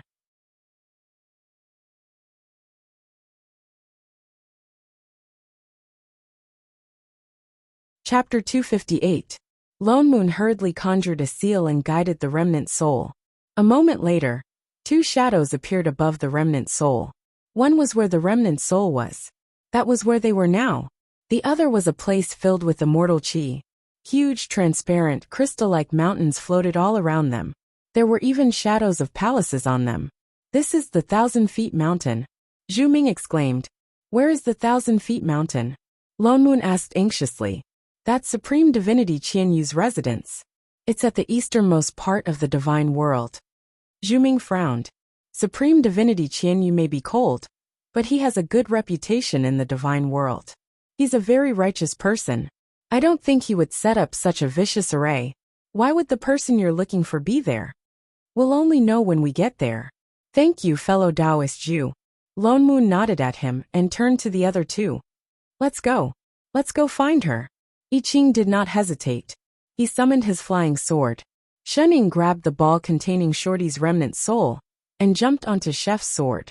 They flew out of the mystic realm. When the 3 of them reached the 1,000 Feet Mountain, they finally understood why it was called the 1,000 Feet Mountain. They saw huge crystal-like mountains floating in the air. They shone with a silver-white light. Moreover, these crystal mountains were moving. They looked like a huge array formation. The mountains were also translucent.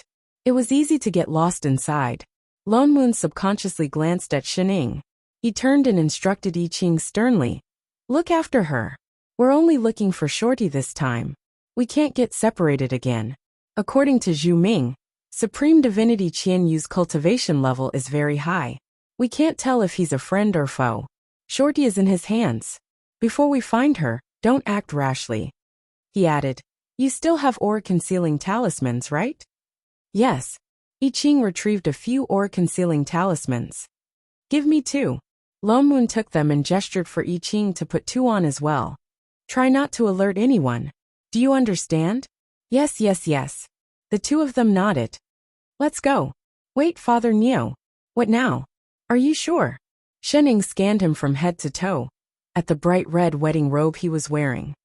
Are you sure you want to go in like this? F***CK. It was all because of these 2 that he had forgotten to change back. Lone Moon conjured a seal, and was just about to remove the shape-shifting spell on his body, and turn back into a man. He turned to look at a certain foodie, and with a flick of his wrist, he cast another transfiguration technique. In an instant, the figure changed into a familiar yet strange face. Shen Ying's face. The 2 of them. What are you looking at? Lone Moon glared at the 2 of them. Becoming like this is better than any aura-concealing talisman. I Ching. What she said made sense, and he couldn't refute her. Shening. Motherf ***. Let's go. Lone Moon rode on his sword and flew forward, bypassing the crystal floating peaks one by one. He released his divine perception to the fullest, paying attention to everything around him. The strange thing was that along the way, they did not see any other Protoss. Not only that, these crystal floating peaks did not seem to have any array fluctuations. Apart from floating here and there, they did not seem to have any other effect. Gradually, on top of the crystal floating peaks, some palaces appeared. Lone Moon took out the transmission talisman that he had given to Shorty previously, and sent a bit of immortal chi into it, but there was still no response. The crystal floating peaks seemed to have the ability to block signals, and he could not contact Shorty at all. Shit. He cursed under his breath. There are too many crystal peaks here. The transmission talisman is completely useless. Why don't we split a few? I Ching subconsciously pulled out his sword. You're crazy. Lone Moon rolled his eyes. Do we still want to save Shorty? Can you 2 violent maniacs stop coming up with such lousy ideas? What if the other party gets angry and kills her? Invincible sect only has one sword cultivator disciple left. Then what do? We can only search slowly. Lone Moon looked at the terrain and waved at the two of them. I just looked at the movement pattern of these crystal peaks. They should all be floating in the west direction. There are no array formations in the middle to control them. And the deeper we go, the more palaces there are. He pointed to the front and said, so I guess that these crystal peaks should be circular around something, a natural maze. Shorty should be in the innermost position. Although flying in a straight line is the fastest way to get there, there must be some kind of connection between these crystal peaks. However, there must be some kind of connection between these crystal peaks. There shouldn't be anything that can directly lead to the center. Master, be careful. Before he finished speaking, I Ching suddenly pulled Shining and retreated to the left. Rumble instantly, there was a loud sound, and a huge aura swept over, brushing past Lone Moon's right side. The crystal peaks in front of them seemed to explode side by side, breaking into pieces and falling from the sky. A wide path suddenly appeared on the right side, and they could faintly see the palaces inside. There's a direct path. Shining pointed to the front. Lone Moon, son of AB *TCH, bring him along and dodge, will you die? Fu *K. In the next moment, two shocking suppressive forces came from the front. Even I Ching frowned uncomfortably. The surrounding crystal peaks kept breaking. Lone Moon set up a defensive array around himself. There are people fighting in front. Judging from this suppressive force, their cultivation level must be. Before he finished speaking, his eyes widened. I feel Shorty's aura, it's over there. I Ching paused. He sensed carefully and found a familiar immortal chi. The two of them exchanged a look and immediately flew in that direction. The deeper they flew, the more broken crystal peaks they saw. There were even pieces of palaces floating around.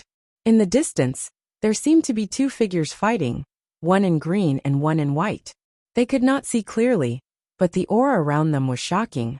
Compared to the battle between Long Zhen and Feng San, it seemed even more intense. Even though it was just a wave of suppressive force, Lone Moon felt the immortal chi in his body stagnate. He looked up at the two people in the sky. Huh, chef, don't you think that white figure looks familiar? I Ching looked up and nodded. Yes, a little. But he could not remember. In the next moment, an impatient voice came from the other side. I told you, I don't know the person you're looking for. No matter how many times you ask, it's the same.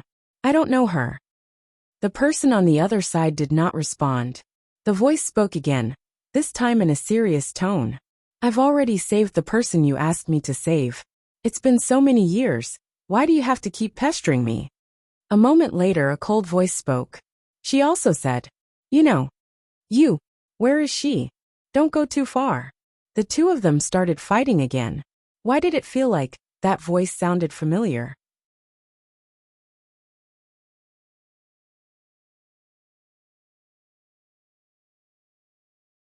Chapter 259. Before Shining and the others could think about it, an even stronger suppressive force swept over them. There was another rumbling sound, and the surrounding crystal peaks were destroyed. I Ching hurriedly released his dragon might to protect the two people beside him. Shining was stunned.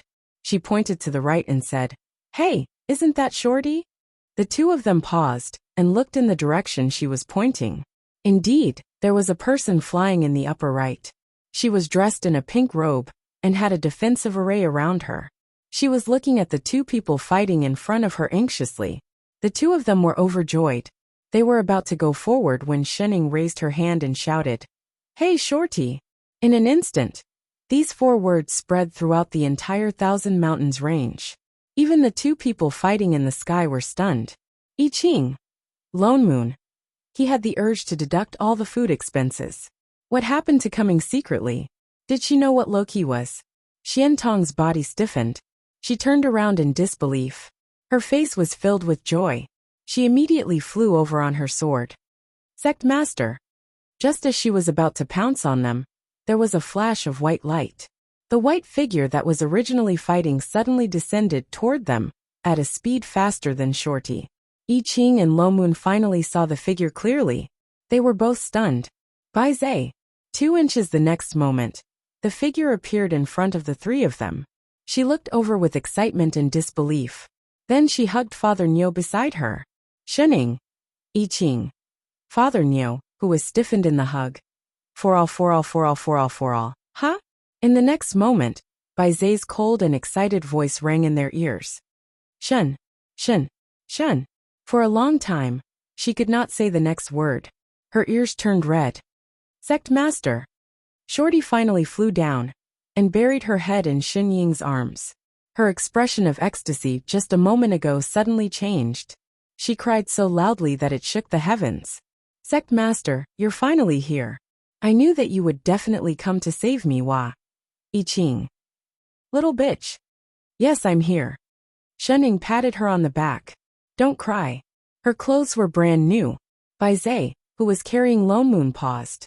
He looked at Shening in his arms, and then at the person beside him who looked exactly the same. There were two Shening. Shen. Shen, your sister. Lone Moon, who finally reacted, exploded. Look carefully before you hug her. Bai Zai finally understood and pushed Lone Moon away without hesitation. In a flash, he appeared in front of Shening, as if nothing had happened. Shen. Ing. He finally managed to say her name. I really miss you. Shening finally managed to pull the slug out from in front of her. The next moment she saw his starry eyes. Stunned, she asked, Who are you? Bai Zai. I Ching. Lone Moon. He could faintly hear the sound of a knife piercing his heart. The starlight was extinguished. Bai Zai, is this the person you're looking for? A questioning voice suddenly rang out in the sky, and the person who had been fighting with Bai Zai also flew down. Only then did everyone see who it was. He was dressed in a green robe with black hair draped over his shoulders. His face was like jade, and his entire body exuded a refreshing aura that was exceptionally familiar. Apart from his pair of black eyes, which lacked a bit of liveliness, he was simply Father Niu. Tu I Ching and Shening exclaimed at the same time. Lone Moon. What the hell was this? Thousand Legs Hall. Lone Moon, who had already returned to his original appearance, looked at the person sitting in the main seat and felt awkward all over. They really looked exactly the same. If not for the fact that they were wearing different clothes, he would have had the illusion that he was looking at himself in the mirror. Father Niu, you have a brother too? Shening could not help but ask. Get lost. Lone Moon rolled his eyes. Who had a brother? I didn't think that there would really be someone who looks exactly like me in this world. Qianyu looked at Lone Moon with some surprise. His brows were knitted together, as if he was used to it. He looked dignified. Supreme Divinity Qianyu really isn't Elder Lone Moon. Xian Tong was also a little confused. She looked back and forth between the two people who looked exactly the same. Not only did they look similar, even their auras were similar. It was just that one was filled with immortal qi, and the other was filled with God power. So it's all because I got the wrong person. Qianyu snorted coldly. Still with some anger, he said, Bai Zai, what else do you have to say now? The more he thought about it, the angrier he got.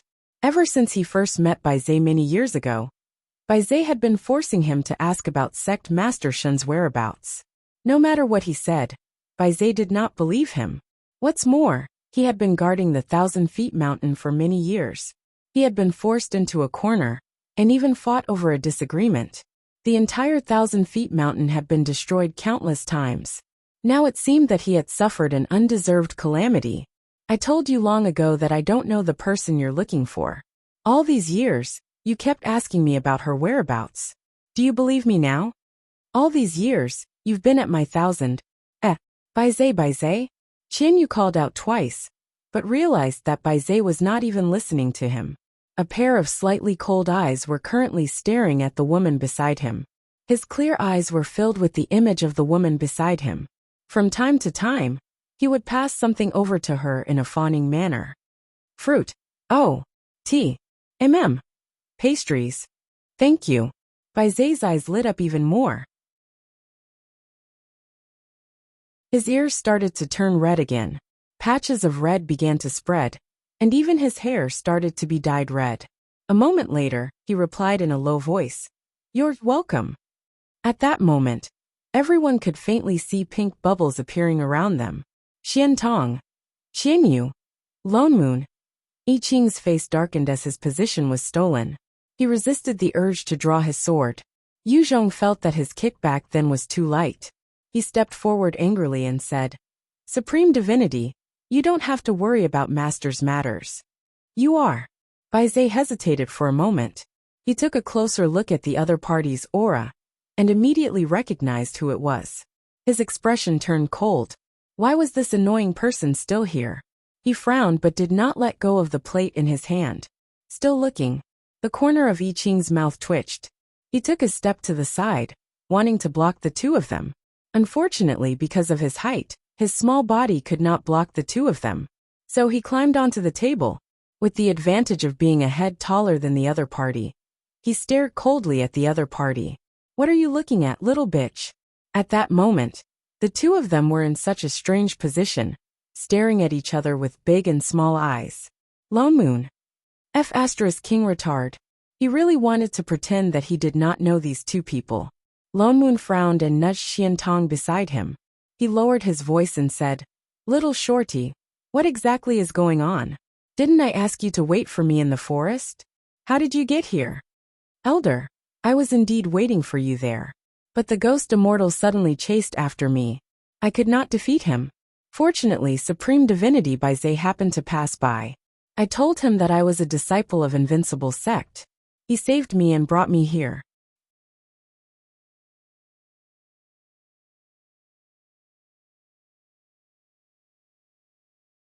Chapter 260. Lone Moon thought about it carefully. When they were in the forest previously, they only cared about the remaining Yin Qi, and neglected the remaining god power around them. After all, that place was close to Wu Qi Mountain. It was normal for there to be god power. After I woke up, I mistook Supreme Divinity Qianyu for you. That's why I asked for the sect master's whereabouts. Qiantong continued.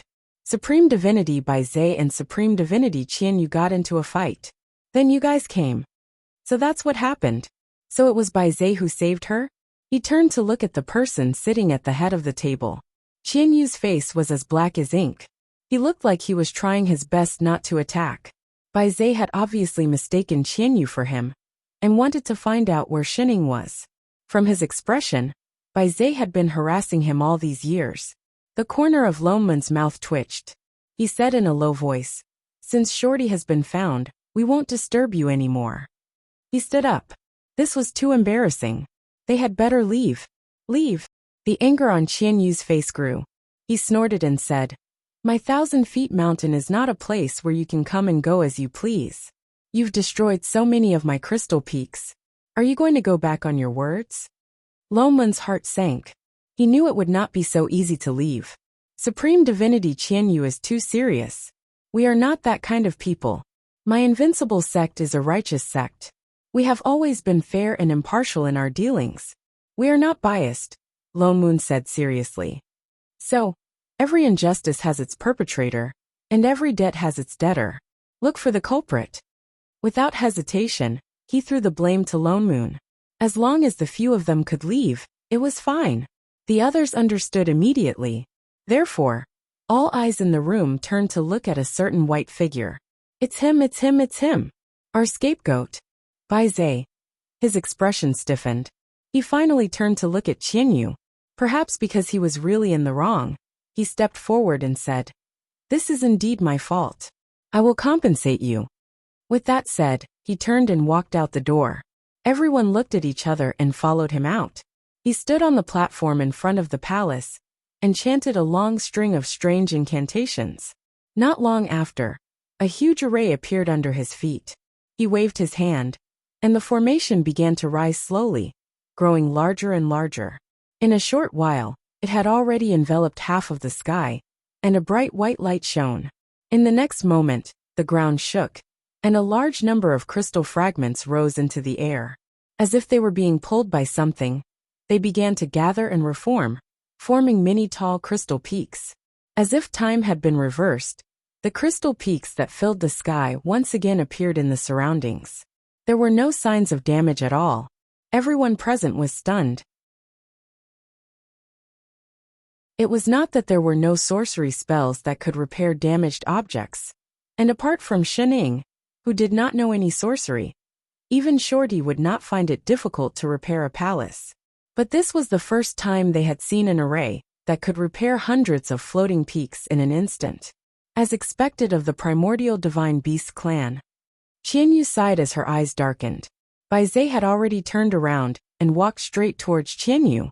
With a turn of his hand, a blue pearl suddenly appeared in his hand. He handed it over and said, "This is the soul-suppressing pearl that you wanted. In this way can we write off what happened before." Qianyu took the soul-suppressing pearl, and something flashed across his eyes.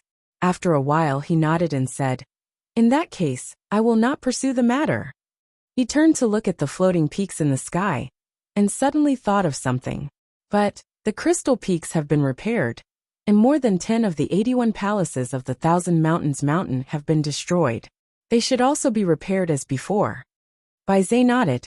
All right. With that said, he turned and flew towards the various floating peaks, and began to repair the palaces. The palaces of the Thousand Mountains Mountain were different from other places.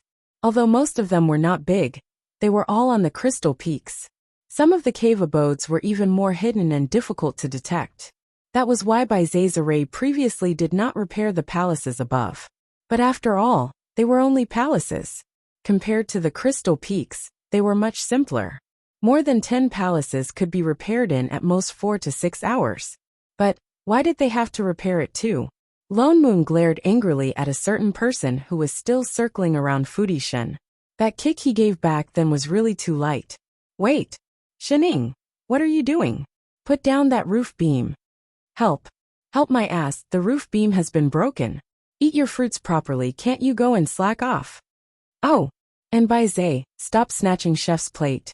You destroyed this place, can you have some self-awareness? Didn't you hear that Qianyu said that no one could leave before the repairs were completed?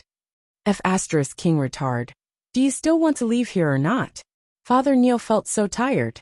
Apart from little Shorty, everyone else was a burden to him. Little Shorty, come over for a while. Finally there was only one palace left. Lone Moon heaved a sigh of relief and waved at Xian Tong. Xian Tong flew over directly. Elder, what instructions do you have? I saw that when you made the seals just now, you were much slower than usual. Are you injured? Xian Tong's expression darkened. She lowered her head and said, Yes, I'm slightly injured. Give me your hand. Lone Moon first checked her meridians, then activated a bit of immortal qi. He put a finger between her brows and looked at her primordial spirit. He was shocked to find that although her body was not injured at all, for some reason, her primordial spirit was extremely unstable, as if it could come out at any time. This is called a slight injury? Loman's expression darkened. How could this be? When they separated she was clearly fine. Was it that ghost immortal who injured you? Xian Tong nodded honestly. Didn't I tell you to take care of yourself and run if you can't win? Primordial spirit injuries were not like physical injuries. It was very difficult to heal. It looked like nothing, but if one was not careful, one's soul would be destroyed. The others also looked at little Shorty worriedly. Xian Tong lowered her head even more and said apologetically, I'm sorry, Elder Lone Moon. My cultivation level is too low, that's why. What are you apologizing for? This is not your fault. Lone Moon was a little irritated. She must have undergone the soul transfer spell before entering the blood soul array. I Ching also checked her injuries and said in a low voice, This body is not hers in the first place. Now that she has been injured by the ghost immortal Xin Qi, that's why her primordial spirit is unstable. Lone Moon fell silent. He looked at Xian Tong beside him. Why did this unlucky child always get herself into trouble? Do you have a way? Shunning turned to look at the person beside her.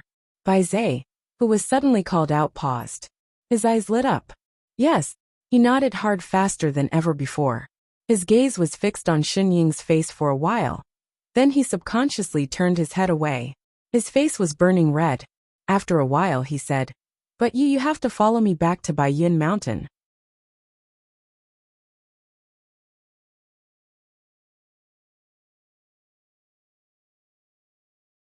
Chapter 261. Do you really have a way to cure little shorty? Lone Moon asked anxiously. Bai Zai looked at Lone Moon. His blush faded a little, and he spoke more fluently. There's a spirit spring on White Cloud Mountain that can nourish the soul. Lone Moon was overjoyed. All right, let's go now. The few of them finished repairing the palace and flew back to the main hall. Lone Moon said to Qianyu, who was supervising them, Supreme Divinity Qianyu, the palace has been repaired. Sorry for the disturbance. We are in a hurry to treat our disciples' injuries and will not stay any longer. Qianyu did not continue to make things difficult for them. He nodded and said, Since the Thousand Mountains mountain has been repaired, I will not force you to stay. He turned to look in Xiantong's direction. As if guessing what they were thinking, he added, This Miss Xiantong's primordial spirit is unstable. Even with the spirit spring, she needs immortal qi to protect her from time to time in order to recover. Thank you, Supreme Divinity Qianyu, for telling us. The few of them did not stay any longer. They all flew out on their flying swords. Qianyu conjured a seal, and the surrounding crystal peaks opened up a path to the outside world. Aren't you coming? Shening suddenly turned and asked. Qianyu paused. He looked around and realized that Shening was asking about him. He thought about it carefully and remembered that this was the woman Bai Zai had been waiting for all these years. He could not remember her name and replied, It's not convenient for me to leave the Thousand Mountains mountain. Forgive me for not seeing you off. Shening tilted her head. Why? Aren't you injured too? Qianyu paled. Something flashed across his eyes. He immediately replied, I was slightly injured when I fought with Bai Zai just now. I'll be fine after resting for a while. Oh. Shening did not ask further. Within seconds, they disappeared into the horizon. Little shorty, how are your injuries? The moment they left the 1,000-feet mountain, Lone Moon summoned the huge fan-shaped Dharma artifact and pulled everyone over. He asked with a serious expression. I'm fine for now. Xiantong shook her head. My primordial spirit is only unstable. I'm not injured. As long as it's not an out-of-body spell, I'll be fine. Lone Moon nodded. I didn't ask you before. Did you see the ghost immortal who attacked you clearly? Xiantong frowned and said, That person's entire body is filled with yin qi. My cultivation is too low, so I can't see his face clearly. Is it a woman? She thought about it carefully and shook her head. No. Although I couldn't see his face clearly, his figure was definitely not that of a woman. Lone Moon and I Ching exchanged a look. Their expressions darkened. It looks like Mother Feng did not attack her. The other party's target is obvious. It's Shorty's soul, I Ching said in a low voice. Even if they manage to avoid it this time, they will only be more careful next time. That's right. Right now, we still don't know who they are, or why they are targeting you. Lone Moon's expression became more and more serious. Before that, you'd better not leave our side. To be more precise, you better not leave Shenying's side. All right, disciple understands. Xiantong's eyes lit up. She looked as if she had won some unexpected prize. I will definitely not leave Sect Master. I Ching. Lone Moon. He suddenly felt as if he had made a wrong decision. Could they really return to the immortal realm safely? Lone Moon nudged the person who was chewing on a fruit beside him. Shening, why are you? Before he could finish, Shen Ying's eyes suddenly lit up. She exclaimed loudly, I remember now. What? Everyone was shocked. What did she discover? Shening turned and pointed at the person beside her. So you're that furball. I Ching. Lone Moon. Xiantong. Bai Zai. You only freaking recognized me now. Bai Yin Mountain was Bai Zai's residence. Compared to the cold and hard crystal peaks of 1,000-feet mountain, the sea of clouds of Ling Tai Mountain, the greenery of Wu Chi Mountain, and the volcanoes of the Dragon Abyss, Bai Yin Mountain lived up to its name. Hidden among the layers of white clouds, its white palaces were blindingly bright. The surroundings were filled with blue god power. It was not as cold and dignified as the other divine venerables. Along the way, there were all kinds of immortal beasts and demons. Among them, there were even divine beings. It was very lively. Lone Moon and the others finally had the time to understand the basic situation of the divine underworld. Unlike the immortal realm, the people of the divine realm were more relaxed. They did not have the concept of territory, nor did they have the complicated division of continents. Basically, the people of the divine realm could go wherever they wanted, as long as they did not barge into other people's homes. In the divine realm, apart from the various divine races, there were all kinds of legendary ferocious beasts, auspicious beasts, and wild demons. There were also those who were originally immortal cultivators, before the divine realm and immortal realm were separated. There were high and low cultivation levels among the gods. Among them, the 4 divine races were the strongest. They were the dragon, phoenix, Qilin, and black tortoise. But the Qilin and black tortoise had long been extinct since ancient times. The dragon and phoenix races had always been at odds with each other, and would often fight. All in all, the divine realm was a free-range place. It was no wonder that they fell out with the immortal realm. They were clearly stronger than the immortal realm. But in the end, the divine realm ascended to the underworld, and did not fight to the end with the immortal realm. And among all the divine races, there were only 5 people who could be called divine venerables. Perhaps it was a coincidence, but Shen Ying and the others had all interacted with them. There was no need to talk about Long Zhen and Feng San. They were Chef's parents. Apart from Bai Zhe, there was also Supreme Divinity Hong Yu. Bai Zhe said that he was formed from a green lotus at the beginning of the world. He was the only plant that became a god. He was pure and had no conflicts with the world. That was why he was the only god that had lived since ancient times. Usually, his only hobby was to give lectures. More than 90% of the gods in the divine realm had attended his lectures.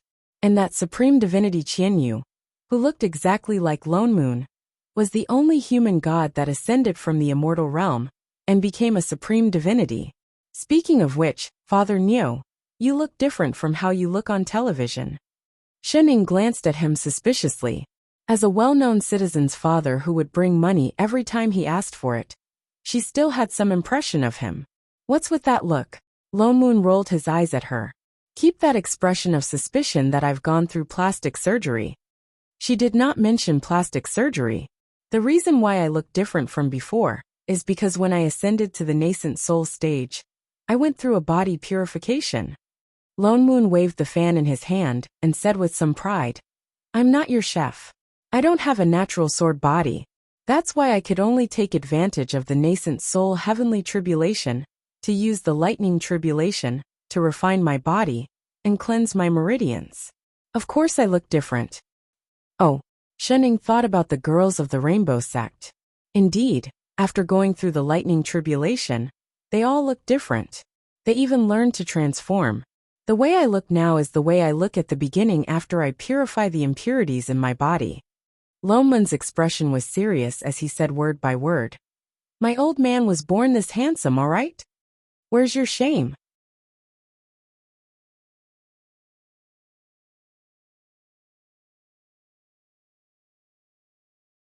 Chapter 262. As for why that Qianyu looks exactly like me, I don't know either. Perhaps it was a coincidence. Lone Moon frowned, suddenly remembering something. Shen Ying, don't you think? He was just about to speak when Bai Zhe suddenly appeared beside the two of them, looking at Shen Ying eagerly. Shen Ying, come here. What's the matter? Shen Ying lay on the table, not wanting to move. Did something happen to Shorty? Lone Moon stood up anxiously. Shorty had been soaking in the spirit spring for 3 days, and there was still no movement. No, she's fine. She can come out tomorrow. Now that it was Lone Moon's turn, his speech became smoother. There's just a place that I want to bring Shen Ying over to have a look. I'm not going. Shen Ying rejected immediately. She was not interested in anything that required movement. Bai Zhe froze and looked at her anxiously. Suddenly remembering something, he took out a bag and handed it over. Here. What? Shen Ying took it. The moment she pulled it open, something slid out. It was a long, slippery and wet body. It fell on the table with a thud and kept twisting. What the hell? Could this be an octopus? Lone Moon poked the claw on the table with his fan. It's a 1,000-clawed beast, Bai Zhe replied, and turned to look at Shen Ying with a blushing face. Can I eat it? Nodding furiously, he thought for a moment and added, There are a lot of them. Father Nyo. Shen Ying's eyes brightened. It was written all over her face. Think, think, think. Seafood, seafood, seafood. For all. If you want to go, you go. I'm not going. Lo Moon glared at Foodie Shen. I don't want to help you carry your things. You should have said so earlier. Let's go. Shen Ying stood up quickly, grabbed by Zay and rushed out without looking back. I haven't had seafood in a long time. Wait. Lo Moon called out anxiously. Don't forget what we just said. Now. Got it. A reply came from the other side, and the figure completely disappeared. Lo Moon narrowed his eyes and sat back down. A while later, a certain chef walked out with a dish in each hand.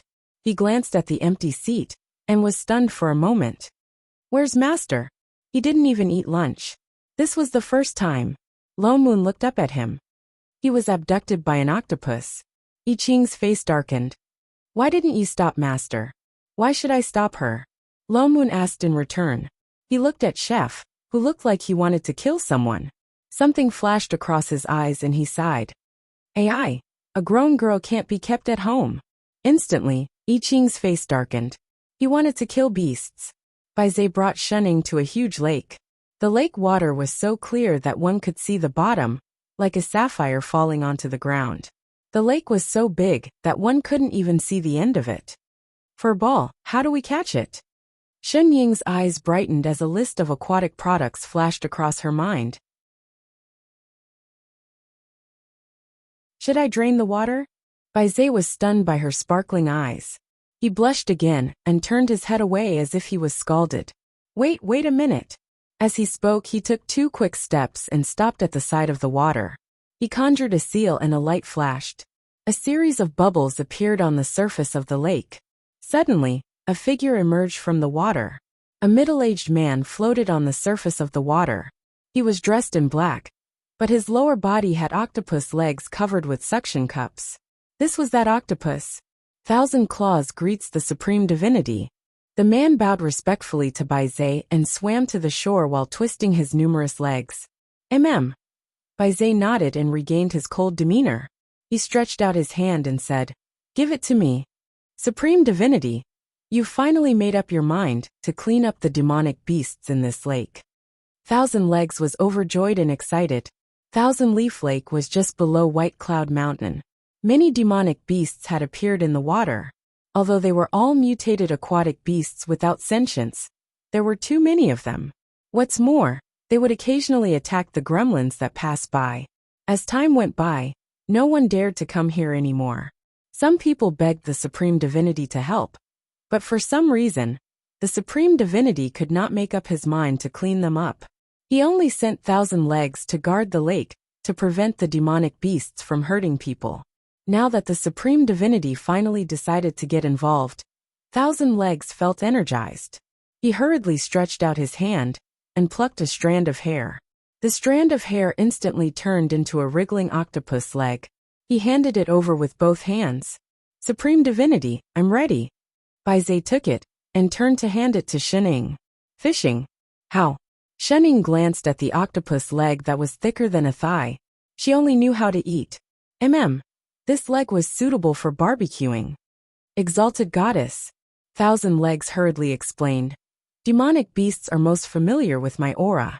As long as you throw this into the water, you will naturally be able to lure them out. Shen took the octopus leg and turned to ask, Won't it hurt? Although he had many legs, Thousand Legs laughed. Exalted Goddess, you worry too much. This is formed from my hair. It only carries my aura. It's not a real leg. Oh, she threw it into the water and instantly flew a few hundred meters away. Just as it was about to fall into the water, the originally calm lake surface suddenly turned into a huge wave. Tens of huge black fish broke through the water. Their green scales shone with a golden light when the sun shone on them. The one at the front bit the octopus leg and fell into the water. As if they had discovered the people on the shore, they turned and rushed over. The waves on the lake were instantly more than 100 feet high. One could faintly see hundreds of pairs of blood-red eyes staring at them. Oh no, it's actually a school of green sand demonic fish. Thousand Legs was shocked. This type of demonic fish usually lived in schools. There were tens to hundreds of them in a school. They were huge and very ferocious. Supreme Divinity, why don't we? Before he could finish, Baizé just raised his hand and waved. In an instant, tens of thousands of wind blades flew toward the waves and hit the school of demonic fish. In the next moment, the huge waves subsided. A school of human-sized fish floated on the surface of the lake. 1,000 legs. As expected of a supreme divinity, Shening had already rushed over excitedly to pick up the fish. She grabbed one fish with each hand. There were so many fish.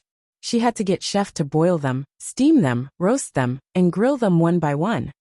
Furball, this method of yours is really effective. Baizé's face turned red. He hurriedly followed, and then silently took out a storage bag and handed it over. Shen Ying's eyes lit up. She took it and patted his shoulder hard. With a serious expression, she said, "I like people like you who know what to do." With that said, she opened the storage bag and started stuffing fish into it. Baizé's entire body froze. The redness on his face and his black hair were instantly dyed red. He vaguely felt something explode, and his mind went blank. She just said like? Oh, ***, Q after a long time. He finally replied in a low voice. Me too.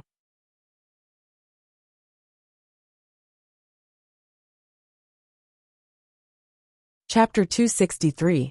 Shening had collected most of the fish. The storage bag that Furball gave her seemed to be especially big. Even after collecting more than 100 fish, it was still not full. Furball, are there any other aquatic products? The man, who had been frozen for a long time, finally regained his composure and nodded. Yes. With that said, he flew up into the sky, clenched his fists by his side and reached out to Shening. I'll bring you there. All right. Shening jumped onto the cloud. Let's go. Baizé retracted his hand in disappointment. Shening turned to 1,000 legs. That a fish bait? Octopus? What's that again? 1,000 legs, Baizé reminded. Oh brother 1,000 legs. Let's go. Don't fall behind. 1,000 legs. She called him fish bait just now. She definitely did, right? Supreme Divinity, are you really here to clean up the aquatic demonic beasts? But why are you collecting the corpses of the demonic beasts? Some demonic beasts that don't even have inner cores are useless to bring back. 1,000 legs followed her with a confused look. But the same thing happened again. He pulled out his hair to attract the demonic beasts, and then the Supreme Divinity killed them. The two of them happily went down to pick up the corpses, and they didn't even ask for his help. This happened many times until they went around the entire lake. 1,000 legs suddenly had a scary guess. Supreme Divinity didn't clean up the demonic beasts in the lake all these years. Was she purposely keeping them, so that this exalted goddess could come and pick up the corpses? No, my Supreme Divinity definitely doesn't have such a hobby. It must be an illusion. An hour later. Supreme Divinity, 1,000 legs said weakly. Why don't we stop here for today? Baizé finally turned to look at him. Are the demonic beasts in the lake all gone? No. The demonic beasts are not all gone, but I'm almost done pulling out my hair. Pulling out 1 or 2 strands of hair at a time was nothing.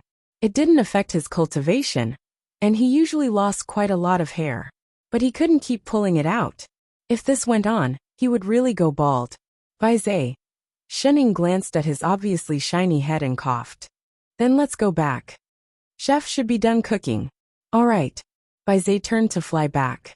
Wait. Shening suddenly spoke. She divided the storage bags in her hands into 3 equal portions and handed them to 1,000 legs. Here yours. 1,000 legs glanced at the bag with a dumbfounded expression. What was this for? Dismemberment? Or a threat? The 1,000 claws is from the water tribe. These demonic beasts do not have spiritual intelligence and do not have inner dawn, so they are useless to him, Baizé explained. So, he doesn't eat seafood? Shening paused. After thinking for a while, she reached into her pocket and took out a pearl. She handed it to 1,000 legs and said, Why don't I give you this? Chef gave it to me. He has no use for it, but you should be able to use it. This is a dragon ball. 1,000 Claw's eyes widened and he rubbed his eyes. Only a natural-born true dragon would be born with a dragon pearl, which was used for inheritance. Although the divine power inside the dragon pearl was no longer useful to the dragon tribe, it was a treasure to the other water tribe. Although the water tribe had the possibility of cultivating to become a true dragon, not everyone had this opportunity. With the dragon pearl, things would be much easier. Exalted goddess, you really want to give it to me? Thousand Legs was stunned by this huge surprise. You don't want it? Chef said that the pearl was very bright and useful, so he gave her a few. There was still a pile of them. Thousand Legs immediately bowed. Thank you, exalted goddess. Here. Shining stuffed the pearl into his hands. Thousand Legs was very touched. Indeed, the supreme divinity knew all good gods. Exalted goddess, I dash. Don't worry, your hair will grow back. Shining thought about it and added. Air. Could she not mention hair? Goodbye, brother fish bait. He really wasn't called fish bait. Baizé did not stay any longer. He took Shining and flew away on a cloud. He was extremely fast. In a moment, he had already flown across the entire lake and was flying towards the top right corner. Halfway there, he suddenly thought of something and said hesitantly, I have a pearl too. Do you want it? Oh, can it glow? No, it can. Then I don't want it. Baizé lowered his head sadly. I mean furball. Are you lost? They did not fly for so long when they just arrived. Baizé stiffened. A hint of panic flashed across his face. After a while he said, No. Oh, Shining did not mind. She continued to look at the bag of aquatic products with satisfaction. Baizé heaved a sigh of relief. With a thought, he sped up and flew upward. In a short while, he saw the hall in the clouds.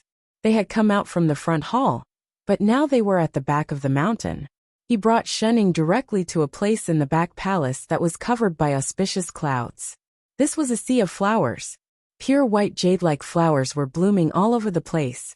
Each flower seemed to be exquisitely carved, and they even carried a faintly discernible fragrance. The flowers were surrounded by thick god power. It was almost tangible. From afar, it looked like they were blooming on a blue god power. Do you like it? Baizé asked nervously. He looked straight into Xin Ying's eyes, as if this was a very important question. What? Shining was a little curious why he suddenly stopped flying. She looked at the sea of flowers in front of her and realized that he was asking about flowers. It's all right.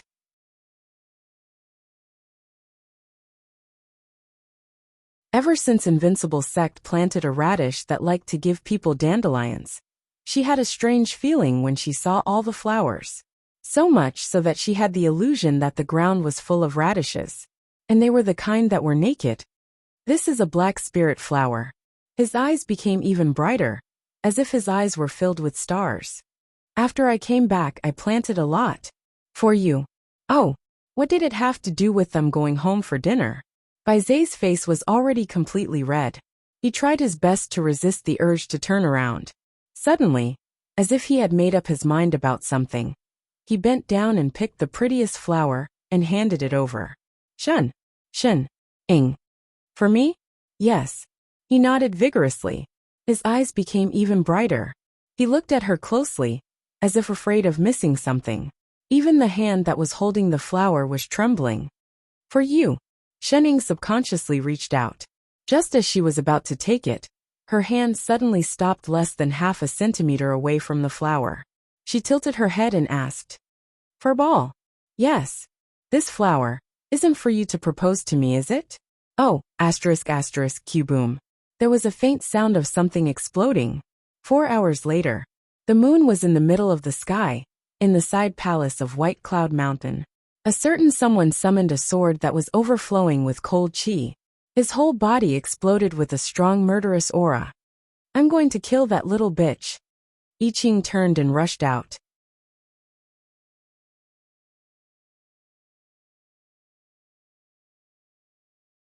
Chapter 264. Holy shit. Chef, what are you doing? Loman's eyes and hands were sharp, and he pulled him back. Move aside. Let me kill that little bitch who dared to flirt with Master. I Ching's murderous aura seemed to be uncontrollable. He began to attack indiscriminately. If Lone Moon was not prepared, he would have knocked Lone Moon away. What's the rush? At least listen to what I have to say. Lone Moon used a spell to press I Ching back into the chair. He turned to glare at the person in question, who was calmly eating her fruit. And then, did you agree to Bai Zhe? No. Shening shook her head. Lone Moon heaved a sigh of relief. I Ching also relaxed. You rejected him? Not really. What the hell? The corner of Lone Moon's mouth twitched.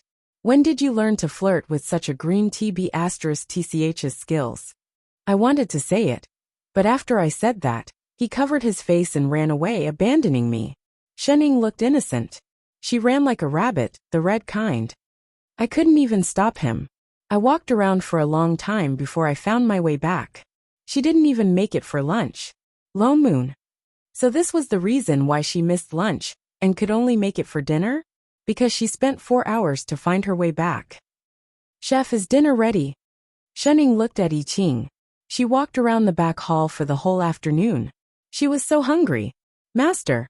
Unexpectedly, Chef did not turn and rush into the kitchen for the first time. Instead, he said seriously, you must not agree to this. You are pure and do not know the human heart.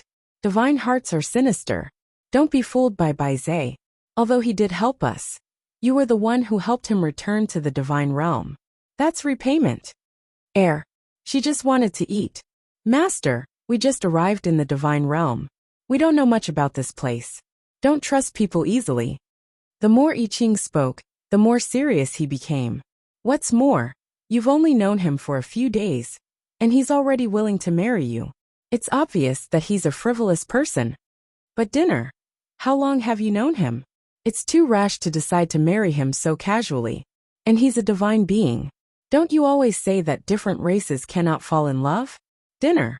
I don't think there are many good people in the god world. The god race isn't reliable at all. Look at Feng San and Long Zhen. Just because of a small misunderstanding, they could suspect each other for tens of thousands of years. It can be seen that they are not sentimental people by nature. Shening. Lone Moon. You even ridiculed yourself. Does your family know? Besides, with Master's high cultivation, how could a mere Bai Zhe of the god race be worthy of you? In any case, I don't agree to this. I won't let anyone get close to you. His face was serious, and he gripped the sword in his hand tightly, as if he was about to rush out and kill someone. Shening paused and turned to look at this righteous man. Her eyes darkened. I Ching. Master, why don't you like people approaching me? I Ching paused, as if he had been asked the right question. A moment later he murmured, because you are my master. Oh, she narrowed her eyes. What if I take in a few more disciples? No. I Ching's expression changed as he blurted out. Why? Because. He did not want to, but he could not bring himself to say the last few words. His entire person was stunned. He felt a sense of panic in his heart, as if something that he had deliberately ignored was about to surge out and drown him. Lone Moon, who had been sitting at the side watching the show, shook his head and sighed. He could not help but step forward and pat a certain fool's shoulder.